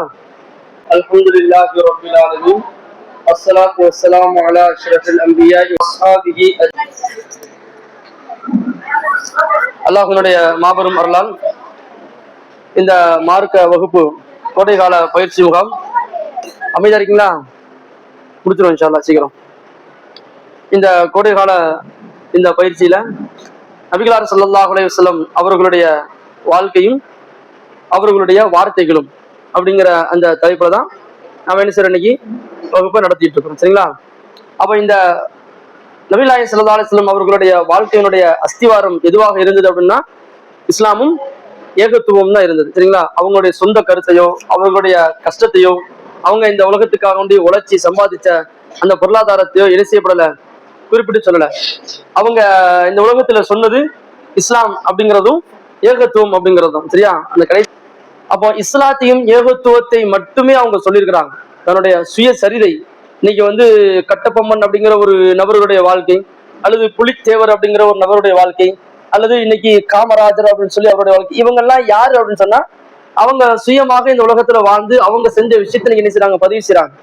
இங்க ரசூலுல்லாஹ் வந்து சுயமாக வாழ்ந்து நான் ஒரு நல்லவன் அப்படிங்கிறதையும், அல்லது இந்த சமூகத்துல நான் சொல்றதை நீங்க வந்து என்ன செய்ய பின்பற்றுங்க அப்படிங்கிறதையும் முகமதா என்ன செய்யல வரல. அவங்க பாடுபட்டது, அவங்க கஷ்டப்பட்டது, அவங்க சிரமப்பட்டது, இதற்கு மத்தியில முகம்மதாக இருக்கக்கூடிய போது மக்கள் யாரும் தொந்தரவு செய்யல. முகமது நபியாக மக்கள்கிட்ட சொல்லும் போதுதான் என்ன செஞ்சாங்க, மக்கள் தொந்தரவு செஞ்சாங்க. அப்ப தன்னுடைய சுய சரீரத்தை வரலாற்றை மக்களுக்கு பதிவு செய்ததுக்காக வேண்டி முகமது நபி வரல. எதுக்காக வேண்டி தான் வந்தாங்க, இஸ்லாத்திற்காகவும் ஏகத்துவத்தை பத்தி. அதான் ஞாபகம் வச்சுக்கோங்க, எதுக்காக வேண்டி வந்தாங்க. இஸ்லாம்னா என்ன மார்க்கம், யாருடைய மார்க்கம், அல்லாஹ்வுடைய மார்க்கம். ஏகத்துவம்னா என்ன, கலப்படம் இல்லாதது. என்னது, கலப்படம் இல்லாதது. என்ன சொன்னாங்களோ அதை அப்படி செய்யணும், என்ன சொன்னாங்களோ அப்படி செய்யணும். இதுல வந்து இப்படி செய்யலாம் அந்த மாதிரி செய்யலாம் அப்படின்னு சொல்லி கலப்படங்கள் என்ன செய்யக்கூடாது, இல்லாத தூய்மையான மார்க்கத்தை சொல்றதா என்னது ஏகத்துவம், அல்லாஹ்வை ஒருமைப்படுத்துதல். சரியா? அந்த ஏகத்துவத்தை நம்ம என்ன செய்யணும், அவர்களுக்கு சொல்லணும். அந்த ஒரு விஷயத்த மட்டும்தான் அல்லாஹ் என்ன செய்யறான், இந்த நபி அனுப்புறான். இந்த நபி போறாங்க, அவங்களுடைய இவரை பார்த்தோமா இல்லையா, எல்லாத்தையும் என்ன செய்றாங்க, நபிகளார் சொல்லி முடிச்சு கடைசியாக என்ன செய்றாங்க, ஒரு இடத்துக்கு கூடி ஒரு தலைவன் தன்னுடைய தொண்டர்களுக்கு கடைசியா அவங்க மரணிக்கக்கூடிய நேரத்துல அவங்க எப்படி அவர்களை பேசி சரிப்படுத்தாங்களோ அதை விட ஒரு சிறந்த ஒரு முன்மாதிரி, அவங்களை விட சிறந்த முன்மாதிரி அப்படின்னு சொன்னா எப்படி சொல்லலாம், மக்களுக்கு எப்படி நடக்க வேண்டும் அப்படிங்கிற தகுதி உடையவர்கள், மக்களுக்கு எடுத்து சொல்லக்கூடிய மிக தகுதியானவர்கள் யாரு, முகமது நபி ஸல்லல்லாஹு அலைஹி வஸல்லம். அவங்க என்ன செஞ்சாங்க, மக்களுக்கு மத்தியில பேசி அவர்கள் என்ன செஞ்சாங்க, சில விஷயங்களோடு அவர்களை அரவணைத்துக் கொண்டார்கள். கடைசியா பேசுறாங்க. என்ன சொன்னாலுமே சகாபாக்கள் என்ன செய்வாங்க, கேட்பாங்க. என்ன சொன்னாலும் சகாபாக்கள் என்ன யாரு, நபிகளோடு இருக்கக்கூடிய தோழர்கள். சரிங்களா? ரசூலுல்லாஹ்வை நேரடியாக பார்த்து பேசி அவர்கள்ட்ட பையத்து செஞ்சவங்க யாரு, சகாபாக்கள். அப்ப அவங்கள்ட்ட என்ன சொன்னாலும் என்ன செய்வாங்க, கேட்பாங்க. சரி, இப்ப அவங்களுடைய நிலை என்ன மாதிரி இருக்கு, என்ன நான் மௌத்தாக போறேன், நான் இறக்க போறேன், எப்படி நான் என்ன பண்ணலாம் அப்படிங்கறத என்ன செய்றாங்க, எல்லாரும் ஒன்று கூடி இருக்கும் போது என்ன செய்றாங்க, அவர்கள் அல்லாஹ்வுடைய தூதர் என்ன செய்றாங்க, எந்திரிச்சு மக்களுக்கு மத்தியில என்ன செய்றாங்க, வராங்க. அப்படி மக்களுக்கு மத்தியில் என்ன செய்றாங்க, அவர்கள் வரக்கூடிய நேரத்துல அல்லாஹ்வுடைய தூதர் ஒவ்வொரு செய்தியா என்ன செய்றாங்க மக்களுக்கு மத்தியில சொல்லி, இதுவரைக்கும் நீங்க வாழ்ந்த வாழ்க்கையில என்ன செய்ய போறீங்க, இதுவரைக்கும் நீங்க வாழ்ந்த வாழ்க்கையில நீங்கள் அறிந்தது இஸ்லாம், நீங்கள் அறிந்தது இஸ்லாம், நடைமுறைப்படுத்தியது ஏகத்துவம். அறிந்தது இஸ்லாம், நடைமுறைப்படுத்தியது என்னது, ஏகத்துவம். அப்ப இந்த இரண்டுக்கும் மத்தியில உங்களுடைய வாழ்வினுடைய அந்த பகுதி புனிதமாக இருக்க வேண்டும். வாழ்க்கையினுடைய பகுதி புனிதமாக இருக்கணும். இன்னைக்கு நிறைய நபர்கள் இஸ்லாத்துல இருப்பாங்க, ஏகத்துவத்துல இருப்பாங்க, ஆனா வாழ்க்கை எப்படி இருக்காது, புனிதமாக இருக்காது. இவன் நல்லவன் அப்படின்னு சொல்லக்கூடிய அளவுல இருக்காது. ஏன்னா இன்னைக்கு நமக்கு கண்ணுக்கு தெரிஞ்ச நிறைய பேர்கள் எப்படி இருக்கிறாங்க, அநியாயம் செய்யக்கூடியவங்க, அத்துமீறல் இருக்கக்கூடியவங்க, அட்டுழியங்கள் செய்யக்கூடியவங்களா தான் என்ன செய்றாங்க, இருக்கிறாங்க. அப்ப இது எல்லாத்தையுமே தவிர்த்து, ஏன்னா ரசூலுல்லாஹ்வுடைய காலத்துல அந்த சஹாபாக்களுடைய அந்த அவர்களுடைய வாழ்வு எப்படி இருந்துன்னு சொன்னா, அநியாயங்களும் அட்டுழியங்களும் அத்துமீறல்களும். அநியாயம்னா ஒரு நபருக்கு சேருது, அட்டுழியம்னா நிறைய நபருக்கு சேருது, அத்துமீறல் அப்படின்னா யாரையுமே பார்க்க மாட்டாங்க. அநியாயம்னா என்ன செய்வாங்க, கொஞ்சம் பேருக்கு, இதை ஒரு சின்ன ஒரு 4-5 பேருக்கு தாங்க ரைட்டு. அட்டுழியம் அப்படின்னா ஒட்டுமொத்த எல்லாத்துக்கும். அத்துமீறல் அப்படின்னு சொன்னா குழந்தைங்க, பெரியவங்க, அவங்க இவங்க யாரையும் பார்க்கறது கிடையாது, எல்லாரும் மீது அத்துமீறல். எல்லாத்திலும் ஒரு வயசான அப்பா அம்மா யாராவது அடிப்பாங்களா, வயசான அப்பா அம்மாவை யாராவது அடிப்பாங்களா, அடிக்க மாட்டாங்க. ஆனா அப்படி அடிக்கிறதும் மிதிக்கிறதும் அத்துமீறல். சரிங்களா, முடியாதவர்களை மிதித்தது அப்படிங்கிறது ஒரு அத்துமீறல். அப்பேற்பட்ட அந்த மக்களை ஒரு சிறந்த குணத்தோடு வார்த்தெடுத்து நிக்கக்கூடிய அந்த சஹாபாக்கிட்ட அல்லாஹ்வுடைய தூதர் நினைச்சாங்க, ஹஜ்ஜத்துல் விதா என்கின்ற இடத்துல வச்சு ஒரு அழகான ஒரு உபதேசத்தை சொல்றாங்க. அழகான ஒரு உபதேசம், சிறந்த வார்த்தைகளை சொல்றாங்க. இத ஒவ்வொரு மனிதர்களும் நாம் என்ன கடைபிடிக்கணும். இந்த கிளாஸ் நடத்துறது இஸ்லாத்தை கற்று அதன் அடிப்படையில் நாம் என்ன நடக்கணும். நம்முடைய பேசிக்கும் அதுதான். இஸ்லாம் ரசூலுல்லாஹ் என்ன பேசிக் சொன்னாங்களோ அதான் நமக்கும். நாம இஸ்லாத்தை பின்பற்றி ஏகத்துவத்தோட என்ன செய்யணும், வாழணும். அப்படித்தானே? எப்படி வாழணும், இஸ்லாத்தை பின்பற்றி ஏகத்துவத்தோட வாழணுங்கிறத நம்முடைய குறிக்கோளும். அந்த குறிக்கோளுடைய வகையில தான் எந்த மாதிரி இருக்கணும் அப்படிங்கிறது ரசூலுல்லாஹ் நினைச்சாங்க, சொல்லி காட்டுறாங்க. அப்போ அல்லாஹ்வுடைய தூதர் அந்த இடத்துல உட்கார வச்சு, அந்த இடத்துல நிக்க வச்சு நினைச்சாங்க, தன்னுடைய தோழர்கள்ட்ட நினைச்சாங்க, கேட்கிறாங்க. அப்ப அல்லாஹ்வுடைய தூதர் நினைச்சாங்க, சொல்ல ஆரம்பிக்கிறாங்க. இந்த உலகத்துல இஸ்லாத்தையும் ஏகத்துவத்தையும் நாம நம்முடைய குறிக்கோளாக வைத்துக் கொள்ளக்கூடிய நாம எப்பேற்பட்ட வாழ்க்கையை வாழணும் அப்படிங்கிறது ரசூலுல்லாஹ் இறுதியாக நினைச்சாங்க, சொல்லி முடிக்கிறாங்க. இந்த வார்த்தையை எல்லா மக்களும் உணர்ந்து கொண்டால், எல்லா மக்களும் உணர்ந்து கொண்டால் நம்முடைய வாழ்க்கையில ஒரு சிறந்த ஒரு வழிமுறை நாம் என்ன செய்யலாம், எடுத்துக்கொள்ளலாம். சரிங்களா? முதல் விஷயம் ரசூலுல்லாஹ் என்ன சொல்றாங்க, ஹஜ்ஜத்துல் விதால நான் உங்களுக்கு இஸ்லாத்தை எடுத்து சொல்லியிருக்கிறேன், உங்களுக்கு நான் ஏகத்துவத்தை எடுத்து சொல்லியிருக்கிறேன். இந்த இஸ்லாமும் ஏகத்துவமும் சேர்ந்து உங்களுக்கு சொல்லக்கூடிய விஷயங்கள் என்ன அப்படின்னு சொன்னா, இந்த மக்காவை எப்படி நீங்க புனிதமான ஒரு இடமாக நீங்க பாக்குறீங்களோ, அதே மாதிரி பிற நபர்களுடைய உயிர், பிற நபர்களுடைய பொருளாதாரம், பிற நபர்களுடைய மானம் இருக்கா இல்லையா, எல்லாத்தையும் நீ என்ன செய்யணும், கண்ணியப்படுத்தணும். என்ன பண்ணணும், என்ன கண்ணியப்படுத்தணும் சொல்லுமா, என்ன கண்ணியப்படுத்தணும், இஸ்லாத்தை கண்ணியப்படுத்தணும், இஸ்லாத்தை கண்ணியப்படுத்தணும் சொல்லுமா, நான் சும்மா கேள்வி கேட்கிறேன், சொல்லுங்க. கண்ணியப்படுத்தல இஸ்லாத்துனாங்களா, எதை கண்ணியப்படுத்தணும் பாருங்க. இந்த இங்க இங்க பசங்கள்ட்ட கேட்டுருக்கேன், சொல்லுங்க பாருங்க.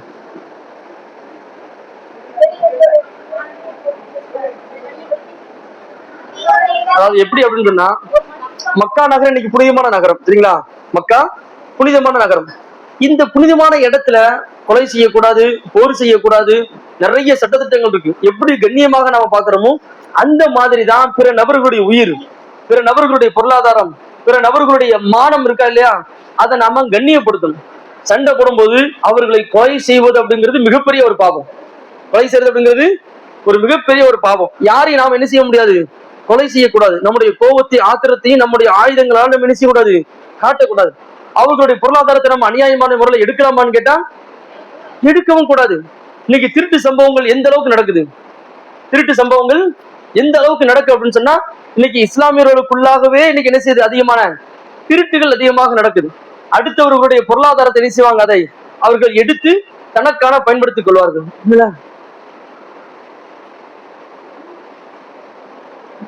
கிளாஸுக்குள்ள விளாடக்கூடாது, நிப்பாட்டி வச்சிருவேன்.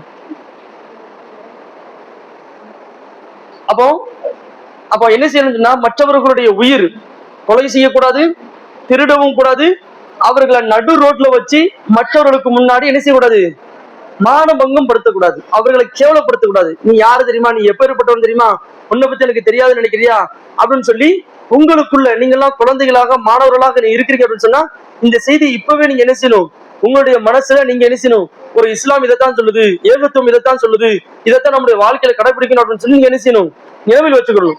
ஏன்னா இப்ப இருக்கக்கூடிய பெரிய பெரிய ஆட்களுக்கு சொன்னா மண்டல என்ன செய்ய மாட்டேங்குது, ஏற மாட்டேங்குது.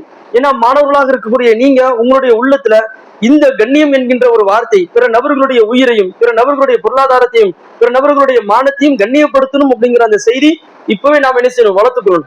நம்ம என்ன செய்யக்கூடாது, மற்ற ஆளுகளை நம்ம என்ன செய்வோம், யாராவது ஒரு வயசானவர் எப்ப தம்பியை ஒழுங்கா வண்டியை ஒழுங்கா விட்டு பண்ணா அட போடா கிளவா உன் பேச்ச எவன் கேட்பான் அப்படின்னு சொல்லி நம்ம என்ன செஞ்சோம் போயிருவோம். இவன் இந்த கிழவனுக்கு ஒரு வேலை கலது இல்ல அப்படிங்கறது என்ன செய்வாங்க சொல்லுவாங்க, இவன் இப்படிதான் சொல்லிட்டே இருப்பான்னு சொல்லி மரியாதை இல்லாம பேசக்கூடாது. மற்ற ஆள்களுக்கு முன்னாடி அவங்க என்ன செய்யக்கூடாது, மரியாதை இல்லாம பேசக்கூடாது. போயா வாயா போல வாழ போடா உனக்கு என்னடா தெரியும் அப்படின்னு சொல்லி நினைச்சக்கூடாது. யாருக்கு ஏதோ உபதேசம் பண்ணாங்கன்னா உங்களுக்கு பிடிக்கலையா அந்த இடத்த விட்டு போயிருங்க, அந்த இடத்த விட்டு போயிடணும். அதை விட்டு அவர்களை மரியாதை குறைவாக நம்ம நடத்துறது அவங்களுக்கு மிகவும் பாதிக்கும். சரிங்களா? அப்போ பிற நபர்களுடைய மானம், பிற நபர்களுடைய பொருள், பிற நபர்களுடைய உயிர் என்ன செய்யப்பட்டிருக்கு, அல்லாஹ்விடத்துல கண்ணியமாக்கப்பட்டிருக்கு. சரிங்களா? லைட்டா எழுதிக்கிங்க பார்ப்போம், ஷார்ட்டா எழுதிக்கிங்க. உயிர், பொருள், பொருளாதாரம் காப்பாற்ற வேண்டும்.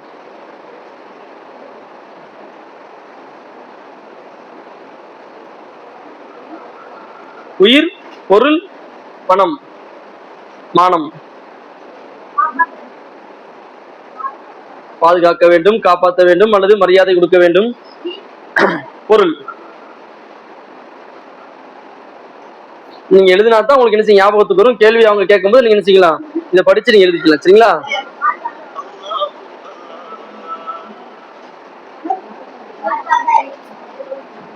சரிங்களா? அப்போ பிற நபர்களுடைய பொருள், பிற நபர்களுடைய அந்த மானம், பிற நபர்களுடைய எல்லாத்தையுமே அல்லாஹ் என்ன செஞ்சிருக்கிறான், கண்ணியப்படுத்திருக்கிறான். நாமளும் என்ன செய்யணும், கண்ணியப்படுத்தணும். இது ஒண்ணு. இரண்டாவது என்ன அப்படின்னு சொன்னா, ஒரு நபர் ஒரு குற்றத்தை செய்கிறான்னு சொன்னா, குடும்பத்துல ஒரு நபர் ஒரு குற்றம் செய்கிறாருன்னு சொன்னா அந்த குற்றத்திற்கு என்ன தண்டனையோ அது அவருக்கு தான் கொடுக்கப்படணும். ஒரு குற்றம் செய்தால் அவருக்கே தண்டனை எழுதிக்க. அவர் குற்றம் செய்தால் யார் குற்றம் செய்தாரோ அவரே தண்டிக்கப்படுவார்.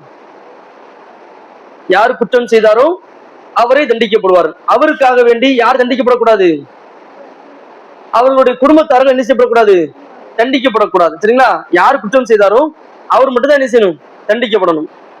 சரி, மூணாவது என்னன்னு சொன்னா, அதாவது நீங்க ஆரம்ப காலத்துல எப்படி இருந்தீங்க அப்படிங்கறத ரசூலுல்லாஹ் ஞாபகப்படுத்துறாங்க. நீங்க ஆரம்ப காலத்துல எப்படி இருந்தீங்க, அதாவது செத்த உயிரினங்கள் என்ன செஞ்சாங்க, அதாவது இறந்த அந்த மாமிசத்தை என்ன செஞ்சாங்க, சாப்பிட்டாங்க. இறந்த மாமிசத்தை சாப்பிட்டாங்க, ரத்தத்தை சாப்பிட்டாங்க, ஹராமான செயல்பாடுகள் நிறைய செஞ்சாங்க. அது அறியாமை காலம்.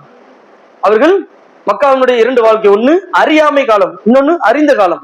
இப்ப ரசூலுல்லாஹ் ஞாபகப்படுத்துறாங்க, அறியாமை காலத்தில் நீங்கள் என்னென்ன செய்தீர்களோ அதை அத்தனையும் நான் என்ன தடை செய்யறேன். அறியாமை காலத்துல நீங்க பெண் குழந்தைகளை உயிரோட வச்சு புதைச்சிருக்கீங்க, நீங்க என்ன செய்ய ரத்தத்தை நீங்க சாப்பிட்டிருக்கீங்க, ஹராமான செயல்கள் நிறைய செஞ்சிருக்கீங்க இல்லையா, அது எல்லாத்தையும் நீங்க இஸ்லாத்துக்குள்ள வந்துட்டா உங்களுடைய பழைய ஞாபகம் எங்க போகக்கூடாது, அங்க போகக்கூடாது. அது எல்லாத்தையுமே என்ன செஞ்சிடணும், அதை தடை செய்யறேன் அப்படிங்கிறத சொல்லி அல்லாஹ்வுடைய தூதர் என்ன செய்றாங்க, அதாவது பழி வாங்குதல் என்கின்ற ஒரு சிந்தனையை சொல்றாங்க. பழி வாங்குதல் அப்படிங்கிற ஒரு சிந்தனையை ரசூலுல்லாஹ் என்ன செய்றாங்க, சொல்லி காண்பித்து என்ன செய்றாங்க, நீங்க அதாவது ரசூலுல்லாஹ்வுடைய காலத்துல அந்த அறியாமை ஜாகிலியனுடைய காலத்துல என்ன ஒரு பழக்கம் அப்படி இருந்தது அப்படின்னு சொன்னா, பழி வாங்குவாங்க. என் குடும்பத்தை ஒரு ஆளை கொண்டுட்டீங்களா, நான் என்ன செய்வேன், உங்க குடும்பத்துல ஒரு ஆளை கொல்லுவேன் அப்படின்னு சொல்லி சண்டைகள் நடந்துகிட்டே இருக்கும். அதுல எத்தனை உயிர் போகும், நிறைய உயிர்கள் போகும். அப்ப ரசூலுல்லாஹ் என்ன செய்றாங்க அப்படின்னு சொன்னா, இந்த மாதிரியான பழி வாங்குதல் என்கின்ற சிந்தனை நம்மள்ட்ட இருக்கக்கூடாது, அதை நான் தடை செய்றேங்கிறாங்க. பழி வாங்குதல் கூடாது. என்ன செய்யணும், அறியாமை காலத்தில் நீங்க செய்த பழி வாங்குதல் என்ன இருக்கக்கூடாது, இருக்கக்கூடாது. சரிங்களா? அதே மாதிரி ரசூலுல்லாஹ் என் குடும்பத்துல இந்த மாதிரி ஒருத்தர் இறந்துட்டாரு, அவருக்காக வேண்டி நான் முழு என்ன செய்யறேன், மன்னிப்பு கொடுக்குறேன், அதனால நான் பழி வாங்க மாட்டேன் அப்படிங்கிறான். நாம என்ன செய்யணும், நமக்கு மத்தியில் நம்முடைய சகோதரர்களோ நம்முடைய குடும்பங்களோ நமக்கு ஏதாவது ஒண்ணு செஞ்சுட்டா நாம என்ன செய்யக்கூடாது, பழிக்கு பழி வாங்கக்கூடாது. நீ பேசிட்டில நான் பேசுறேன் பாரு, நீ அடிச்சுட்டில நான் உன்னை அடிக்க பாரு, நீ இப்படி செஞ்சுட்டில நான் அப்படி செய்யறேன் பாருன்னு சொல்லி நம்ம என்ன செய்யக்கூடாது. மாணவர்களாக இருக்கக்கூடியவங்க, கல்வியை கற்கக்கூடியவங்க, இந்த சமுதாயத்தினுடைய ஒரு மிகப்பெரிய ஒரு வளர்ச்சிக்கு ஊண்டுகோலா இருக்கக்கூடிய நீங்க எந்த விதத்தில் என்ன செய்யக்கூடாது, பழி வாங்குதல் அப்படிங்கிற சிந்தனோடு இருக்கக்கூடாது. அவங்க ஏதாச்சும் தெரியாம பண்ணாங்கன்னா நம்ம என்ன செய்யணும், சரி ரைட் ஓகே அல்லாஹ்வுக்காக வேண்டி மன்னிக்கிறேன் அப்படிங்கிற மாதிரி நம்ம என்ன செய்யணும், இறங்கி நம்ம மன்னித்தல் அப்படிங்கிற குணத்தை நம்ம என்ன செய்யணும், எடுக்கணும். அதை விட்டு பள்ளிக்கு பள்ளி என்ன செய்யக்கூடாது, வாங்கக்கூடாது. அந்த பள்ளிக்கு பள்ளி வாங்குதல் அப்படிங்கிற ஒரு செய்தியை ரசூலுல்லாஹ் என்ன செய்றாங்க, தடை செய்றாங்க. சரிங்களா? அப்போ பள்ளிக்கு பள்ளி நீங்க என்ன செய்யாதீங்க, வாங்காதீங்க அப்படின்னு சொல்லி அல்லாஹ்வுடைய தூதர் என்ன செய்றாங்க, சொல்லி காட்டுறாங்க. அடுத்து ரசூலுல்லாஹ் சொல்றாங்க, இங்க பாருங்க, நான் உங்களுக்கு கடைசி நபி, நீங்க கடைசி சமூகம், இதற்கு பிறகு எந்த நபி வரமாட்டாங்க. நான் இருக்க போய் அல்லாஹ்விடத்துல இருந்து வேதனை இல்லாம தண்டனை இல்லாம உங்களை காப்பாத்திட்டேன். இதுக்கு முன்னாடி என்ன என்ன நடந்துச்சு, இதுக்கு முன்னாடி என்ன நடந்துச்சு, அப்படி இல்ல, அந்த நபிக்கு முன்னாடி நபி முகமது நபி வந்தாங்களா இல்லையா, அதுக்கு முன்னாடி எத்தனை நபிமார்கள் வந்திருக்காங்களா, அந்த சமுதாயத்தினுடைய முடிவு எப்படி ஆச்சு, அழிக்கப்பட்டது. அப்படித்தானே? கடுமையாக அழிக்கப்பட்டு காற்று மழை இடி வெள்ளம் இந்த மாதிரி கொண்டு வந்து அந்த சமூகத்தை அல்லாஹ் என்ன செஞ்சான், அழிச்சான். ரசூலுல்லாஹ் சொல்றாங்க, அந்த மாதிரி நீங்க எதுவும் அழிக்கப்பட்டீங்களான்னு கேட்கிறாங்க. இல்ல, அந்த மாதிரி நீங்க அழிக்கப்பட்டீங்களா, அழிக்க விடாத அளவுக்கு எனக்கும் அல்லாஹ்வுக்கும் மத்தியில ஒரு ஒப்பந்தம் இருக்கு, எனக்கும் அல்லாஹ்வுக்கும் மத்தியில ஒரு ஒப்பந்தம் இருக்கு. நான் இப்ப இறந்துருவேன், எனக்கு பிறகு ஒரு நபி அவங்க இதே சத்தியத்தை பாதுகாத்துட்டு இருக்க மாட்டாங்க, என்னோட முடிஞ்சு இதுக்கு மேல என்ன செய்ய மாட்டாங்க, நபி வர மாட்டாங்க. அப்ப நான் போனதுக்கு அப்புறம் இந்த பந்தத்தை முறிக்கக்கூடிய வகையில நீங்க நடக்காதீங்க அப்படிங்கிறாங்க ரசூலுல்லாஹ். இந்த பந்தத்தை எனக்கும் அல்லாஹ்வுக்கு மத்திய இருக்கக்கூடிய ஒரு விஷயமும் எனக்கு உங்களுக்கு மத்திய இருக்கக்கூடிய இந்த பந்தத்தை என்ன செஞ்சிடாதீங்க, நீங்கள் முறித்து விடாதீங்க. முறிச்சீங்கன்னா அல்லாஹ் ஒரே அடிக்கு அழிச்சிருவான். நான் இருக்க போது சரி, நான் அல்லாஹ்ட்ட கேட்டேன், அல்லாஹ் எனக்கு வாக்குறுதி கொடுத்துறேன், நான் இறந்துட்டேன்னா அல்லாஹ்ட்ட இந்த விஷயத்தை கேட்கறதுக்கு யார் இருக்கா, இனி எந்த நபி வரமாட்டாங்களே, நான் இருக்கதோடு உங்களை நான் காப்பாற்றி விட்டேன், இனிமே நீங்க தான் உங்களை பாதுகாத்துக் கொள்ள வேண்டும். அதுக்கு நீங்க என்ன செய்ய போறீங்க அப்படின்னு சொன்னா, நீங்க தொழணும். நீங்க என்ன செய்யணும், தொழணும், நோன்பு வைக்கணும், ஜக்காத்து கொடுக்கணும், தானம் தர்மம் செய்யணும். நீங்க இந்த மாதிரியான மார்க்க அமர்வுகள்ல நீங்க அமரணும், கல்வியை கற்றுக்கொள்ளுங்கள் அப்படிங்கிறாங்க ரசூலுல்லாஹ். கல்வியை கற்றுக்கொள்ளுங்க. இப்படி நீங்க செஞ்சுட்டா நீங்க என்ன செய்ய முடியும், சொர்க்கத்துக்கு போக முடியும். இப்படி நீங்க செஞ்சுட்டா நீங்க என்ன செய்ய முடியும், சொர்க்கத்துக்குள்ள போக முடியும். கடைசி நான் உங்க கூட வர முடியாது, உங்க பின்னாடி நான் நிக்க முடியாது, அல்லாஹ்வுடைய அதாபு வேதனை இறங்கும் போதெல்லாம் நான் அல்லாஹ்ட்ட துஆ கேட்டு உங்களை பாதுகாத்துட்டு இருக்க முடியாது, நான் எப்போனாலும் இறந்து போவேன். இதுக்கு பின்னாடி நீங்க தான் உங்களை பாதுகாத்துக்கணும். நீங்க தொழணும், அல்லாஹ்வுக்கு கட்டுப்படணும், அல்லாஹ்வுடைய எனக்கு கட்டுப்படணும், வேதம் என்ன சொல்றாத நீங்க கேட்கணும், இப்படிதான் நீங்க செய்யணும். இப்படி நீங்க செஞ்சாதான் நீங்க சொர்க்கம் போக முடியும். நான் கடைசிக்கு என்னால உயிரோட இருக்க முடியாது. நீங்க தான் என்ன செய்ய, உங்களை பாதுகாத்து கொள்ள வேண்டும். அப்போ உங்களை நீங்களே பாதுகாத்துக் கொள்ளுங்கள். ரசூலுல்லாஹ் சொல்றாங்க, உங்களை நீங்கள் எதை வைத்து, இபாதத்தை வைத்து. எதை வச்சு, இபாதத்தை வைத்து. அந்த இபாதத்தை எதன் அடிப்படையில் இருக்கணும், இஸ்லாமும் ஏகத்துவத்தின் அடிப்படை, இஸ்லாமும் ஏகத்துவத்தின் அடிப்படையில இபாதத்துகள் மூலியமாக நம்மள நாம என்ன செஞ்சுக்கணும், பாதுகாத்துக்கணும். கடைசி வரைக்கும் நம்மளோட யார் வருவாங்க, நான் உங்களோட வருவேனா, சொல்லிட்டு நான் போயிருவேன், அப்படித்தானே? அடுத்து நான் எப்போ வருவேன்னு தெரியாது, எங்க இருப்பேன்னு தெரியாது, எந்த ஊருக்கு போகணும்னு தெரியாது. அப்ப கற்றுக் கொடுப்பதோடு சரி, அதை நீங்க தான் என்ன செய்யணும், உங்களை நீங்க டெவலப் பண்ணிக்கணும், அதை நீங்க பாதுகாத்துக்கணும். சரிங்களா? அப்போ ரசூலுல்லாஹி ஸல்லல்லாஹு அலைஹி வஸல்லம் அவங்க என்ன செய்றாங்கன்னா, ஞாபகப்படுத்துறாங்க, இத்தனை வருட காலமாக நான் உங்களோடு இருந்துட்டேன், இத்தனை வருட காலமாக உங்களுக்கு நான் சப்போர்ட் பண்ணிட்டேன், இத்தனை வருட காலமாக உங்களோடு இருந்துட்டேன், இனிமேலும் உங்களோட என்ன செய்ய முடியாது, என்னால வர முடியாது. சொல்லி கொடுத்ததை ஞாபகம் வச்சு நீங்க என்ன செஞ்சீங்க, உங்களை நீங்கள் பாதுகாத்துக் கொள்ளுங்கள். சரிங்களா? ரசூலுல்லாஹ் அவங்களுடைய இறுதி வார்த்தை என்ன செய்யுது, இதே மாதிரியான வார்த்தைகளை கொண்டு என்ன செய்றாங்க, சொல்லி முடிக்கிறாங்க. அதுல நோன்பு இருக்கு, ஜக்காத் இருக்கு, தான தர்மம் இருக்கு, உதவி இருக்கு, மாணவர்களாக இருக்கக்கூடிய உங்களுக்கு பெற்றோர்களை பாதுகாத்தல், பெற்றோருக்கு மதிப்பு கொடுத்தல், பெரியவர்களுக்கு மதித்தல், தொழுகைக்கு வருதல், கல்வியை கற்றுக்கொள்ளுதல், பிற நபர்களுக்கு சொல்லுது, இந்த மாதிரியான ஏராளமான உங்களுடைய பாதைகளை நீங்க என்ன செஞ்சுக்கணும், இதே மாதிரி நீங்க தேர்ந்தெடுத்துக்கணும் இன்ஷா அல்லாஹ். சரிங்களா? சரி, அடுத்து ரசூலுல்லாஹி ஸல்லல்லாஹு அலைஹி வஸல்லம் சொல்லி காட்டுறாங்க, நிச்சயமாக உங்கள் இறைவனை நீங்கள் சந்திக்க இருக்கிறீர்கள். நம்ம என்ன செய்ய போறோம், எல்லாரும் அல்லாஹ்வை பார்க்க போறோம். அல்லாஹ்வை பிரம்மாண்டமாக இருக்கக்கூடிய இந்த உலகத்தை ஆட்சி செய்யக்கூடிய அல்லாஹ்வை நாம் என்ன செய்ய போறோம், பார்க்க போறோம். பார்க்கலாம் சந்தோஷமா இருக்கும். அப்படியா, சந்தோஷமா இருக்குங்களோ? அப்படியா? கேள்வி கேட்டா என்ன நடக்கும், அப்படி நினைக்க கூடாது. சரிங்களா? நரகத்துக்கு போனா நரகத்துக்கு போகணும் அப்படின்னு நம்ம நினைக்க கூடாது. அந்த இடத்துல நரகத்துக்கு போக கூடாது நம்ம நினைக்கணும். அல்லாஹ் வருவான், அல்லாஹ் தீர்ப்பு யாருக்கு கொடுப்பானோ அது வேற. நம்முடைய நேத்து எப்படி இருக்கணும், நான் அல்லாஹ்வை சந்திச்சோம்னா நம்ம என்ன செய்யணும், சொர்க்கத்துக்கு தான் போகணும்னு நம்ம நினைக்கணும். நம்மளால இபாதத்தை செய்ய முடியாவிட்டாலும், நான் கஷ்டப்பட்டாலும் நான் சொர்க்கத்துக்கு தான் போவேன்னு நம்ம நினைத்து இருக்கணும். சரிங்களா? சரி, அப்ப அல்லாஹ் வருவது நாம் அல்லாஹ்வை பார்க்கலாம் அப்படிங்கிற ஒரு சந்தோஷம் இருந்தாலும், அல்லாஹ் என்ன செய்வான், நீ என்னென்ன செயல்கள் எல்லாம் செஞ்சிருக்க அப்படின்னு சொல்லி அல்லாஹ் உங்களிடத்துல அந்த செயல்பாடை எடுத்து காட்டுவான். என்னென்ன நீ தவறுகள் செஞ்சிருக்கிறாய் அப்படின்னு சொல்லி எல்லாத்தையும் எல்லாம் எடுத்து காட்டுவான். அதான் ரசூலுல்லாஹ் சொல்றாங்க, நீங்கள் இறைவனை சந்திக்க போறீங்க, அவன் உங்களது செயல்களை உங்களுக்கு எடுத்து காட்டுவான். நீங்க என்ன செஞ்சீங்க, என்ன கேட்டீங்க, என்ன படிச்சீங்க, என்ன உணர்ந்தீங்க, என்ன வாழ்ந்தீங்க, என்ன எனக்காண்டி செஞ்சீங்க அப்படிங்கிறது எல்லாம் கேட்பான். இங்க கேட்டு போறது மட்டுமா இங்க கிளாஸ்? கேட்டு இங்க பரிசு வாங்கிட்டு போறது மட்டுமா கிளாஸ்? இல்ல, வாழ்க்கையை சீர்திருத்தம் செய்வதற்கும் தான் இந்த வகுப்பு. வாழ்க்கையை சீர்திருத்தம் செய்வதற்கும் தான் இந்த வகுப்பு. சரிங்களா? அப்போ அல்லாஹ் என்ன செய்வான்னா, நாளைக்கு அதான் ரசூலுல்லாஹ் சொல்றாங்க, உங்களது இறைவனை நீங்கள் சந்திக்க இருக்கிறீர்கள். அப்படி நீங்க சந்திக்கும் போது இறைவன் உங்கள் செயலை உங்களுக்கு என்ன செய்வான், முன்னாடி உங்களுக்கு நீங்கள் காட்டுவான். அந்த காட்டும் பொழுது அதுல வழிகேடு சம்பந்தமான செய்திகள் பதிவு செய்யற மாதிரி நீங்க நடந்துக்காதீங்க. அதுல நீங்க தப்பு பண்ற மாதிரி ஒரு காட்சி அதுல இருக்க கூடாதுன்னு சொல்றாங்க. அல்லாஹ் இப்ப உங்களுக்கு அவங்க செயலை எடுத்து காட்டும் போது அதுல நீங்க தப்பு செஞ்சதை மட்டும் அல்லாஹ் அதுல எடுத்து காட்டுற அப்படின்னு சொன்னா அது உங்களுக்கு தான் என்ன செய்யுது, அது கேடு. அதுல உங்களுடைய பேரும் நீங்க செய்த தவறும் அதுல வராதவாறு நீங்கள் பார்த்துக் கொள்ளுங்கள் அப்படிங்கிறாங்க. வழிகேட்டின் பக்கம் போகாதீங்க, இஸ்லாத்தை நீங்க பின்பற்றுங்க. ஆதம் அலைஹிஸ்ஸலாம் அவங்க இஸ்லாத்தையும் ஏகத்துவத்தை கொண்டு வந்தாங்க. இப்ராஹிம் அலைஹிஸ்ஸலாம் அவர்கள் இஸ்லாத்தையும் ஏகத்துவத்தை நிலைநிறுத்தினாங்க. நபிகள் ஸல்லல்லாஹு அலைஹி வஸல்லம் அவங்க இஸ்லாத்தையும் சொல்லி ஏகத்துவத்தையும் சொல்லி முழுமையானவர்கள மக்களுக்கு என்ன செஞ்சுக்கிறாங்க, நடைமுறைப்படுத்திருக்கிறாங்க. அப்ப அந்த மாதிரி நீங்க என்ன செஞ்சீங்க, இருந்து கொள்ளுங்கன்னு சொல்லி அல்லாஹ்வுடைய தூதர் என்ன செய்றாங்க சொல்லி காட்டுறாங்க. அப்போ இறுதி வார்த்தையாக அல்லாஹ்வுடைய தூதர் இந்த செய்தி என்ன செய்றாங்க, பதிவு செய்யறாங்க. சரி, அடுத்து ஒரு முக்கியமான விஷயத்தை சொல்றாங்க. என்னது? ஷைத்தான் ஒருத்தன் இருக்கான். எங்க இருக்கான்?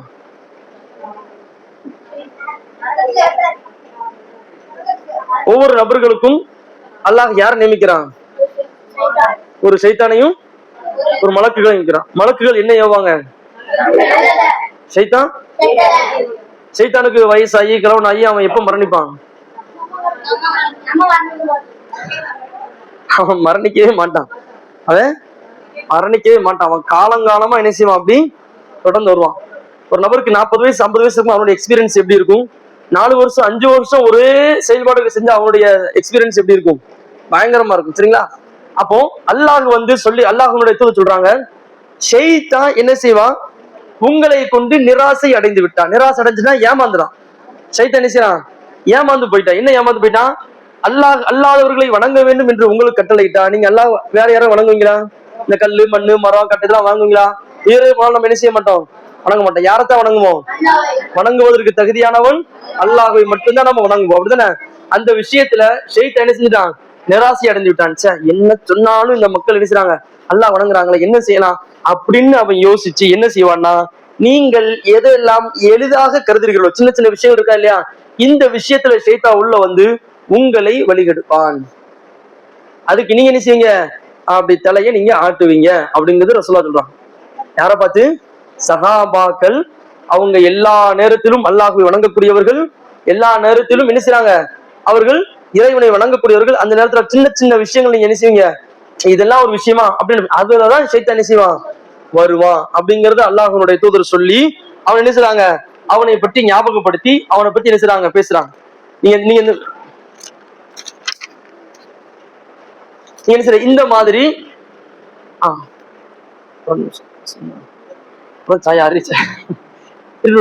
நிமிஷம் தான்.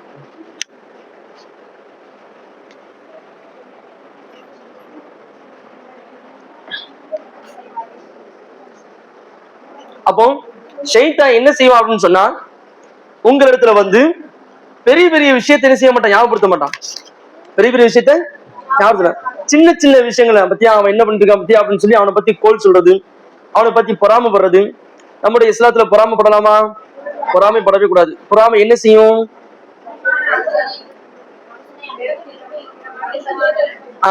நெருப்பு எப்படி கட்டையை எரித்து சாம்பலாக்குதோ அதே மாதிரி இந்த பொறாமை மனிதர்களுடைய நன்மையை எரித்து ஒண்ணுமே இல்லாம ஆக்கிடும். அதனால இந்த மாதிரியான விஷயங்கள்ல ஷைத்தான் என்ன செய்வான், உள்ள அவன் இப்படிலாம் பண்றான், அப்போ மனசையா எப்படி இருக்கு அப்படின்னு சொல்லி என்ன செய்யும், பொறாமைப்பட வைக்கும், கோல் சொல்ல வைக்கும், சண்டை போட வைக்கும், அவர்களை எதிர்த்து பேச ஆரம்பிக்க. நீ ஏன் சாஞ்சிருக்க, நேரம் உட்காரு, இப்படியே சாஞ்சுதான் உட்காருவியோ நீங்க வாயா, நீ ஏன் பின்னாடியே ஒளிஞ்சு போய் உட்காந்துருக்க? சரி, அப்போ ஷைத்தான் என்ன செய்வான்னா, சின்ன சின்ன காரியங்கள் இல்ல, சின்ன சின்ன விஷயங்கள் இல்ல, கிளாஸுக்கு வரும்போது ஷைத்தான் என்ன செய்வான், நீ எத்தனை நாளைக்கு நீ கிளாஸ் போனாலும் நீ உருப்படா போற, எப்படின்னு கேட்கவே மாட்டேன், நீ அப்படியே கிளாஸுக்கு போற என்கிற மாதிரியான மோசமான சிந்தனைகளை கொண்டு வருவான். நாம ஒரு நாள் இல்ல 2 நாள் டெய்லி வரும்போது நமக்குன்னு ஏதாவது ஒரு சிந்தனையும் அறிவும் நமக்கு வரும். நல்லா ஹிதாயத்து கொடுப்பான். அதுக்காக வேண்டி நம்ம என்ன செய்யணும், வகுப்புக்கு நம்ம ஒரு நாள் கவனிக்கலாட்டாலும் ஒரு நாள் கவனிப்போம், ஒரு நாள் இல்லாட்டாலும் இன்னொரு நாள் என்ன செய்வோம், ஞாபகத்துக்கு வரும். என்னைக்கா ஒரு நாள் யாராவது சொல்லும்போது ஆமா இந்த விஷயத்தை ஏற்கனவே ஒரு 4 சொல்லியிருக்காங்களே அப்படின்னு ஞாபகத்துக்கு வரும். அப்ப அந்த மாதிரியான நினைவுகளுக்கு மத்தியில ஷைத்தான் என்ன செய்வான், நீ டெய்லி மதரசாவுக்கு போயிட்டு இருக்க, இன்னைக்கு ஒரு நாள் போகலாட்ட என்ன குறையா இருந்த போதும் நீ போய் விளையாடு அப்படின்னு சொல்லி ஷைத்தான் என்ன செய்வான், சின்ன சின்ன காரியங்கள்ல இருந்து நம்ம என்ன செய்வான், தடுப்பான். அப்ப என்ன செய்யுங்க, அவன்கிட்ட நீங்க கொஞ்சம் கவனமா இருந்துக்குங்க. அவன்கிட்ட கொஞ்சம் நீங்க கவனமாக இருந்துங்க. அவன் பக்கத்துல நீங்க போகாதீங்க. ஏதாவது ஒரு விஷயம் உங்களுக்கு சொன்னான்னா நீங்கள் ஏற்றுக்கொள்ள வேண்டாம் அப்படின்னு சொல்லி யாரு சொல்றா, நபி ஸல்லல்லாஹு அலைஹி வஸல்லம். எதை சொல்றாங்க, ஷைத்தான் என்ன செய்வான், உங்களுடைய இபாதத்துகளை கலைந்து உங்களை என்ன செய்வான், ஒண்ணுமே இல்லாம ஆக்கிடுவான் அப்படின்னு சொல்லி ரசூலுல்லாஹி ஸல்லல்லாஹு அலைஹி வஸல்லம் சொல்றாங்க. அப்ப ஷைத்தானை விட்டு நாம் என்ன செய்யணும், விலகி இருக்கக்கூடியவர்களாக நாம இருக்க வேண்டும். சரிங்களா? அடுத்து மிக முக்கியமான ஒரு பகுதி, இந்த ஒரு பகுதியை, இந்த ஒரு வார்த்தையை வச்சு உலகத்தில் வாழக்கூடிய எல்லா மனிதர்களுடைய உள்ளத்தில் இருக்கக்கூடிய அந்த நஸகுன் என்று சொல்லப்படக்கூடிய குரோதத்தை எடுத்துடலாம். இந்த ஒரு விஷயத்தை வச்சு யாருடைய உள்ளத்திலெல்லாம் குரோதம் இருக்கிறதோ அந்த குரோதத்தை எடுக்கக்கூடிய ஒரு அழகான வார்த்தையை தான் என்ன செய்றாங்க, இந்த முஹம்மது நபி ஸல்லல்லாஹு அலைஹி சொல்லி காட்டுறாங்க. கடைசியா இன்னைக்கு கேரளாக்குள்ள போனா தமிழர்கள் இன்னைக்கு மதிப்பாங்களான்னு கேட்டா என்ன செய்யலாம், என்ன செய்ய மாட்டாங்க, மதிக்க மாட்டானுவோ. தமிழர்களை என்ன செய்ய மாட்டாங்க, மதிக்க மாட்டாங்க. கர்நாடகாக்குள்ள போனாலும் என்ன செய்யலாம், அப்படிதான். அதே மாதிரி அமெரிக்காக்குள்ள போனோம்னு வைங்களேன், அவங்க ஃபுல்லா யாரு, வெள்ளையர்கள், நாமெல்லாம் யாரு, கருப்பர்கள். அந்த கருப்பர்கள் அப்படிங்கிற ஒரு இனத்தையும் அவங்க இருப்பாங்க. அந்த அமெரிக்காவை சுற்றி இருக்கக்கூடிய அந்த சவுத் ஆப்பிரிக்கா அல்லது அந்த மாதிரியான ஒரு ஆப்பிரிக்கா கண்டத்துல இருக்கிற எல்லாருமே எப்படி இருப்பாங்க, கருப்பா இருப்பாங்க. அவங்க என்ன செய்ய மாட்டாங்க, அவங்க ஏற்றுக்கொள்ள மாட்டார்கள். அப்ப அந்த மாதிரியான இனம், அந்த மாதிரியான நிறம், அந்த மாதிரியான மொழி உடையவர்கள் என்ன செய்ய மாட்டாங்க, அவர்கள் ஏற்றுக்கொள்ள மாட்டார்கள். கேரளாவில போய் நம்ம மலையாளம் பேசினா தான் நம்மளை என்ன செய்வாங்க, மதிக்க செய்வாங்க. தமிழ்ல பேச என்ன செய்ய மாட்டாங்க, மதிக்க மாட்டாங்க. கர்நாடகாவுக்குள்ள போய் கன்னடம் பேசணும், அப்படி பேசினாதான் தமிழர்கள் என்ன செய்வாங்க, மதிப்பாங்க. அப்ப இந்த மாதிரி ரசூலுல்லாஹி ஸல்லல்லாஹு அலைஹி சொல்றாங்க, நீங்க எந்த மொழியை வச்சோம், எந்த நிறத்தை வச்சோம், எந்த இனத்தை வச்சோம், யாரும் பெரியாள் கிடையாது. எதை வச்சுதான் நீங்க பெரியாள், இறையச்சத்தை வைத்து மட்டும்தான் பெரியாள். இஸ்லாத்தையும் ஏகத்துவத்தையும் அப்படி ஃபில்டர் பண்ணி எடுத்தா உள்ள இருந்து என்ன கிடைக்கும், இறை அச்சம் கிடைக்கும். இறை அச்சம்னா என்னது, இறை அச்சம்னா என்னது, இல்ல தமிழ்ல தானே சொல்றேன். இறைவன் பிளஸ் அச்சம், இறை அச்சம் அப்படின்னா இறைவனை கண்டு பயம். பயம் அப்படிங்கிறது வந்து என்னது, பயம்னா என்ன, பயம்னா அப்படிங்கிறது வந்து ஏதோ ஒரு மோசமான பொருள் வந்து நம்ம அந்த மாதிரி இல்ல, அந்த பயம் இல்ல, மரியாதை கலந்த ஒரு அன்பு. இறைச்சம்னா என்னது, மரியாதை கலந்த ஒரு அன்பு. ஏன் அல்லாஹ் அப்படி சொல்லியிருக்கா, நான் அப்படி செய்யக்கூடாது. பயம் அப்படிங்கிறது இங்க பாருங்க ஒன்ட்டாம் பாரு, எப்படி பெரிய ஆள் தெரியுமா அப்படிங்கிற மாதிரி அல்லாஹ் பயங்காட்டக்கூடிய ஒரு பொருளை நம்ம வைக்க கூடாது. அல்லாஹ் மேல ஒரு மரியாதை கலந்த ஒரு அன்பு. பயம்னா மரியாதை கலந்து என்னது. சரி, அப்போ அல்லாஹ்வுடைய தூதர் என்ன சொல்றாங்க, யாரும் எதையும் வைத்து உயர்ந்தவர்கள் கிடையாது. வெள்ளையா இருக்கிறதுனால அவங்க நல்லவங்களா உயர்ந்தவர்களா கேட்டா கிடையாது.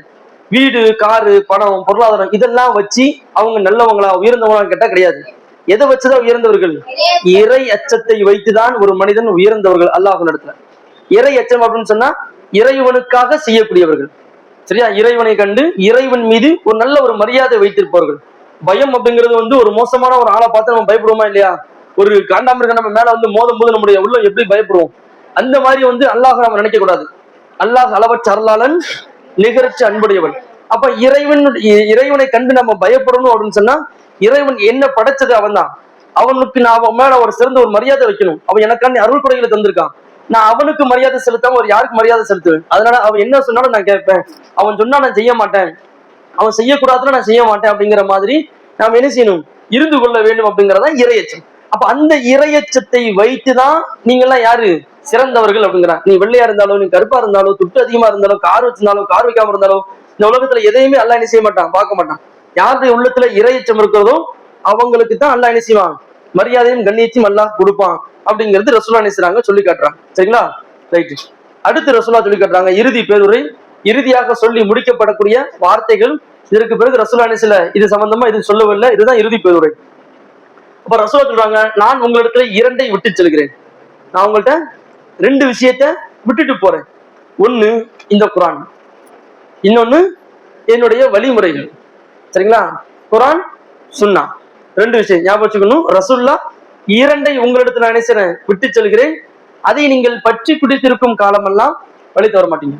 இவ்வளவு விஷயம் நான் சொன்னா இல்லையா, ரசூலுல்லாஹ் என்ன சொல்றாங்க, ஒவ்வொரு விஷயமா சொன்னாங்களா இல்லையா, பிற நபர்களை மதிக்கணும், அறியாம காலத்துல செயல்பாடுகள் செய்யக்கூடாது, இனி வந்து நீங்க ஜக்காத்து தான தர்மம் செஞ்சாதான் நீங்க சொர்க்கம் போவீங்க, அல்லாஹ்வை நீங்க சந்திக்க போறீங்க, ஷைத்தானை விட்டு நீங்க பாதுகாப்பு தரீங்க, எல்லாத்தையும் சொன்னோமா இல்லையா? இது எல்லாத்துக்கும் உங்களை வழி நடத்தக்கூடிய விஷயம் எதுதான்? குர்ஆன் சுன்னா. இவ்வளவு விஷயங்கள் நான் சொன்னதை நீங்க நடைமுறைப்படுத்தணும் அப்படின்னா உங்களுடைய உள்ளத்துல என்ன இருக்கணும்? குர்ஆனும் சுன்னாவும். சுன்னான்னா என்ன? நபியினுடைய வழிமுறைகள். சரிங்களா? ரசூலுல்லாஹ் சொன்னது, அவர்கள் செஞ்சது, அவர்கள் அங்கீகாரம் கொடுத்தது. புரிஞ்சுதாமா? ரசூலுல்லாஹ் சொன்னது, செஞ்சது, அங்கீகாரம் கொடுத்தது. சரிங்களா? அதுதான் சுன்னா. சுன்னத்துங்கிறது ரசூலுல்லாஹ்வுடைய வழிமுறைகள். அந்த வழிமுறையை பின்பற்றி நம்ம வாழும் பொழுது நம்ம நல்லவர்களாக என்ன செய்யலாம்? நாம வாழ்ந்து கொள்ளலாம் அப்படிங்கறதான் அல்லாஹ்வுடைய தூதர் என்ன செய்றாங்க சொல்லி காட்டான். சரிங்களா? அப்ப இந்த மாதிரியான விஷயத்தை அல்லாஹ்வுடைய தூதர், ஏன்னா இன்னைக்கு உலகத்துல அவர்கள் மார்க்கத்தை தாண்டி தன்னுடைய சுய கருத்தை என்ன செய்றாங்க இன்னைக்கு சொல்லிக்கிட்டு இருக்கிறாங்க. சரிங்களா? மார்க்கத்தை தாண்டி என்ன செய்றாங்க? சுய கருத்தை சொல்றாங்க. இன்னைக்கு வீடுகள்ல சடங்கு சம்பிரதாயங்கள் நடக்க பிறந்த நாள் விழா அப்படின்னு சொல்லி என்ன செய்றாங்க? கேக்கை வச்சு வீட்டுல வச்சு கேக்கு வெட்டி ஹாப்பி பர்த்டே சொல்லி அதை கொண்டாடி அந்த கேக்கை மத்தாள்கள் கொடுத்து சாப்பாடு வச்சு என்ன செய்றாங்க? விளம்புறாங்க. ஒண்ணு. ரெண்டாவது, பிள்ளைகளுக்கு காது குத்து விழா அப்படின்னு சொல்லி நடத்தி அவர்களுக்கு என்ன செய்றாங்க? சாப்பாடு வச்சு கொடுக்குறாங்க. அதே மாதிரி பிள்ளைகளுக்கு, ஆண்களுக்கு மார்க்கம் அப்படிங்கிற பெயர்ல விழா வச்சு சாப்பாடு என்ன செய்றாங்க? கொடுக்குறாங்க. பெண் பிள்ளைகள் ஒரு வயதை அடைந்து விட்டால் அவர்கள் அடைஞ்சிட்டாங்க அப்படிங்கிறதுக்காக வேண்டி ஒரு பெரிய மண்டபத்தை பிடிச்சி சாப்பாடு பிடிச்சி என்ன செய்றாங்க? இன்னைக்கு கொடுக்குறாங்க. வீடுகள்ல இந்த மாதிரியான ஒரு அனாச்சாரங்கள் என்ன செய்யுது? அதிகமாக நடக்குது. இது எல்லாமே என்னதான்? மார்க்கம் சொல்லித்தராத வகைகள். எதை பின்பற்றணும்? குர்ஆனை ஹதீஸை தானே பின்பற்றணும். குர்ஆன் சுன்னாவை பின்பற்றணும். இது மாற்றமாக இன்னைக்கு நம்முடைய வாழ்க்கையில இருந்தது அப்படின்னு சொன்னா நாம நபியினுடைய வழிமுறைகளான்னு கேட்டா வழிமுறைகள் கிடையாது. நாம இஸ்லாமியர்களும் இல்லாம போயிரும். சரிங்களா? அதனால நாம நம்முடைய என்னுடைய தூதர் முகமது நபி தான் அப்படிங்கிறத நம்ம உறுதியாக இருந்தா நாம எப்படிதான் இருக்கணும்? அவர்களை தான் பின்பற்றி ஆகணும். சரிங்களா? இன்ஷா அல்லாஹ். அதுக்கப்புறம் தான் அல்லாஹ்வுடைய தூதர் என்ன செய்றாங்க? மக்கள்கிட்ட கேட்கறாங்க, நான் உங்களுக்கு எல்லாத்தையும் சொல்லி கொடுத்துக்கலான்னு கேட்கிறாங்க. அவங்களுக்கு எல்லாத்தையும் சொல்லி கொடுத்துக்கலாம் கேட்கும்போது, ஆமா யார சொல்லலாம், நீங்க எல்லாத்தையும் சொல்லி தந்துட்டீங்க அப்படின்னு சொல்றாங்க. அப்போ அல்லாஹ்வுடைய தூதர் முகமது நபி என்ன செய்றாங்க? அவங்க அல்லாஹு அஷ்ஹது, இறைவா இதுக்கு நீ சாட்சி. ஏற்கனவே இத்தனை வருஷ காலமா நான் 23 வருஷ காலமா நான் தாவா பணியில மக்களுக்கு நல்லதை எடுத்து சொல்லிட்டு இருந்தேன். இந்த நல்லதை எடுத்து சொல்லிக்கிற பொழுது ஏதாவது குறைகள் இருந்தாலோ, என் மீது ஏதாவது அதிருப்தி இருந்தாலோ, அல்லது அவங்க எதுவும் செய்யாமட்டாலோ, அல்லது மார்க்கத்தை எதுவும் சொல்லாமட்டாலோ, எல்லாத்தையுமே இந்த இடத்துல நான் என்ன செய்யணும்? சரி செஞ்சாகணும். அந்த சரி செய்யக்கூடிய அந்த பகுதியில என்ன செய்யணும்? நான் அவர்கள்ட்ட ஒரு உறுதிமொழி வாங்கி முடிச்சுட்டு என்ன செய்யணும்? சத்தியம் விட்டு நீங்க எல்லாத்தையும் சொல்லிட்டீங்க, இனிமே ஒண்ணு இல்லை என்கின்ற ஒரு முழுமையான ஒரு திருப்தி. ஏன்னா குறைகளோடு மரணித்தால் என்ன நடக்கும்? அப்படி கேட்டிருக்கலாமோ, இப்படி கேட்டிருக்கலாமோ, இதை சொல்லாம இருக்கணும், அதை சொல்லாம இருக்கணும் அப்படிங்கிற மாதிரியான நிலைகள் என்ன செய்யப்படும்? ஏற்படும். அதனாலதான் ரசூலுல்லாஹ் என்ன செய்றாங்க? மொத்தமா எல்லா விஷயத்தையும் கேட்டு முடிவு பண்ணி வச்சுட்டாங்க. அப்ப அல்லாஹ் என்ன செய்றான்? குர்ஆன் வசனத்தை இறக்குறான். என்ன வசனத்தை இறக்குறான்? அல்யௌம அக்மல்து லக்கும் வ அத்மம்து லக்கும் தீனக்கும் ரதீத். அந்த மாதிரி ஒரு வசனத்தை அல்லாஹ் என்ன செய்றான்? இன்றைய தினத்தில் நான் என்ன செய்றேன்? உங்களுக்கு மார்க்கத்தை பூர்த்தியாக்குறேன். மார்க்கத்தை என்ன செய்றேன்? பூர்த்தியா. இதுக்கு மேல மார்க்கத்துல ஒரு செய்தி கிடையாது. இதுக்கு மேல மார்க்கத்தினுடைய செய்திகள் எதுவுமே கிடையாது. இத்தோடு முடிந்தது. இதுக்கு மேல கூட்டவும் கூடாது, இதில் உள்ளவ குறைக்கவும் கூடாது. மார்க்கத்தை கூட்டவும் கூடாது, குறைக்கவும் கூடாது. இது வரைக்கும் ரசூலுல்லாஹ் என்ன சொன்னாங்களோ அது மட்டும்தான் மார்க்கத்தில் இருக்கு அப்படிங்கிறத பார்க்கணும். இல்லாத போது நம்ம என்ன செய்யக்கூடாது? அதை பின்பற்றக்கூடாது. அப்போ நபிகளாருடைய வார்த்தையும் வாழ்க்கையும் நமக்கு பெரிய முன்மாதிரி. நபிகளாருடைய வார்த்தையும் வாழ்க்கையும் நமக்கு ஒரு மிகப்பெரிய ஒரு முன்மாதிரி. அந்த முன்மாதிரியை நாம எடுத்தாகணும் அப்படிங்கிறது அல்லாஹ்வுடைய கட்டளை. அந்த கட்டளையை நாம் என்ன செய்யணும்? நடைமுறைப்படுத்தக்கூடியவர்களாக நாம் என்ன செய்யணும்? இருக்கணும். ரசூலுல்லாஹ் என்ன செஞ்சாங்க? ரசூலுல்லாஹ் என்ன பண்ணாங்க? ரசூலுல்லாஹ் எப்படி பேசாங்க? ஏன்னா நம்ம முஹம்மதை பார்ப்பதை விட நம்ம யாரைத்தான் பார்க்கணும்? முஹம்மது நபியத்தை நம்ம பார்க்கணும். முகம்மதாக பார்த்தாலே அதுல நிறைய படிப்பினைகள் இருக்கு. முகம்மது அப்படிங்கிற அந்த மனிதரை பார்த்தாலே நமக்கு என்ன சொல்லப்பட்டிருக்கு? அல் அமீன், அல் சாதிக், அவர் நல்லவர், அவர் வல்லவர், அவர் பொய் சொல்லாதவர் என்கின்ற பெயர் எடுத்தவர். அதற்கு மேலாக நபியாக பார்த்தாலும் அதை விட மேலாக என்ன செய்யப்பட்டிருக்கு? நல்ல விஷயங்கள் சொல்லப்பட்டிருக்கு. அப்போ நபிகளாரை பின்பற்றுவது அப்படிங்கிறது நம்முடைய கடமை. சரிங்களா? யார் பின்பற்ற சொல்றா? நபியை யார் பின்பற்ற சொல்றா? அல்லாஹ் என்ன சொல்றான்? பின்பற்றுங்கள். அத்தி உள்ளாக வாத்தி ஒரு ரசூல். இது இந்த வார்த்தை ஞாபகம் வச்சுங்க. என்ன இருக்கணும்? அத்தி உள்ளாக வாத்தி ஒரு ரசூல். சொல்லுங்க.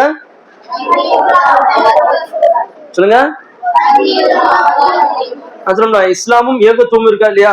அது இஸ்லாம் ஏகத்துவத்துக்கு ஷார்ட் ஃபார்ம் என்னதான்? அத்தி உள்ளாக வாத்தி ஒரு ரசூல். அதுதான் இஸ்லாமும் ஏகத்துவம். சொல்லுங்க. அத்தி உள்ளாக சொல்லுங்க. சொல்லுங்க. யாராவது உங்கள்ட்ட கேட்பாங்க இஸ்லாம்னா என்ன அப்படின்னு கேட்கும்போது அத்தி உள்ளாக வாத்தி ஒரு ரசூல். நீங்க யாரை முன்னோர்களை பின்பற்றக்கூடாது, உங்க குடும்பத்தார்களை பின்பற்றக்கூடாது. யாரைத்தான் பின்பற்றினாம? அல்லாஹ்வையும் தூதரையும். சொல்லுங்க, அரபில் என்ன வார்த்தை? அத்தீஉல்லாஹ். சொல்லுங்க, அத்தீஉல்லாஹ வ அத்தீஉர் ரசூல். யார் கேட்டாலும் லா இலாஹ இல்லல்லாஹ் என்கின்ற கலிமாவை எப்படி நம்ம சொல்றோமோ, வணங்குவதற்கு தகுதியானவன் அல்லாஹ்வை தவிர வேறு யாரும் இல்லை என்று எப்படி நம்ம சொல்றோமோ, அதே மாதிரிதான் இஸ்லாத்துல அத்தீஉல்லாஹ வ அத்தீஉர் ரசூல் அப்படிங்கிற வார்த்தையை தான் நம்ம சொல்லணும். அத்தீஉல்லாஹ வ அத்தீஉர் ரசூல், அல்லாஹ்வை பின்பற்றணும், நபிகளா இருக்கணும். இந்த வார்த்தை தான் இந்த இறுதி பேரனுடைய இறுதி உபதேசத்தினுடைய இறுதி வார்த்தையாக அல்லாஹ்வினுடைய தூதர் நினைச்சாங்க சொல்லி காமிக்கிறாங்க. அப்ப என்னென்ன விஷயங்கள் சொல்லப்பட்டிருக்குங்கிறத ஞாபகம் வச்சுக்கோங்க, எழுதி வச்சுக்கோங்க, வீட்டுல போய் எழுதி வைங்க. இன்ஷா அல்லாஹ் ஞாபகப்படுத்தி நீங்க என்ன செய்யணும், அதை உங்களுடைய சிந்தனைக்கு கொண்டு வரணும், அதை வாழ்க்கையில என்ன செய்யணும், அமல்படுத்தணும். இன்ஷா அல்லாஹ். சரிங்களா? ஞாபகம் வச்சுக்கோங்க. இன்ஷா அல்லாஹ் கிளாஸ் முடிச்சிருவா. சுப்ஹானக்கல்லாஹு வ பிஹம்திக அஷ்ஹது அல்லா இலாஹா இல்லா அன்த அஸ்தக்ஃபிருக.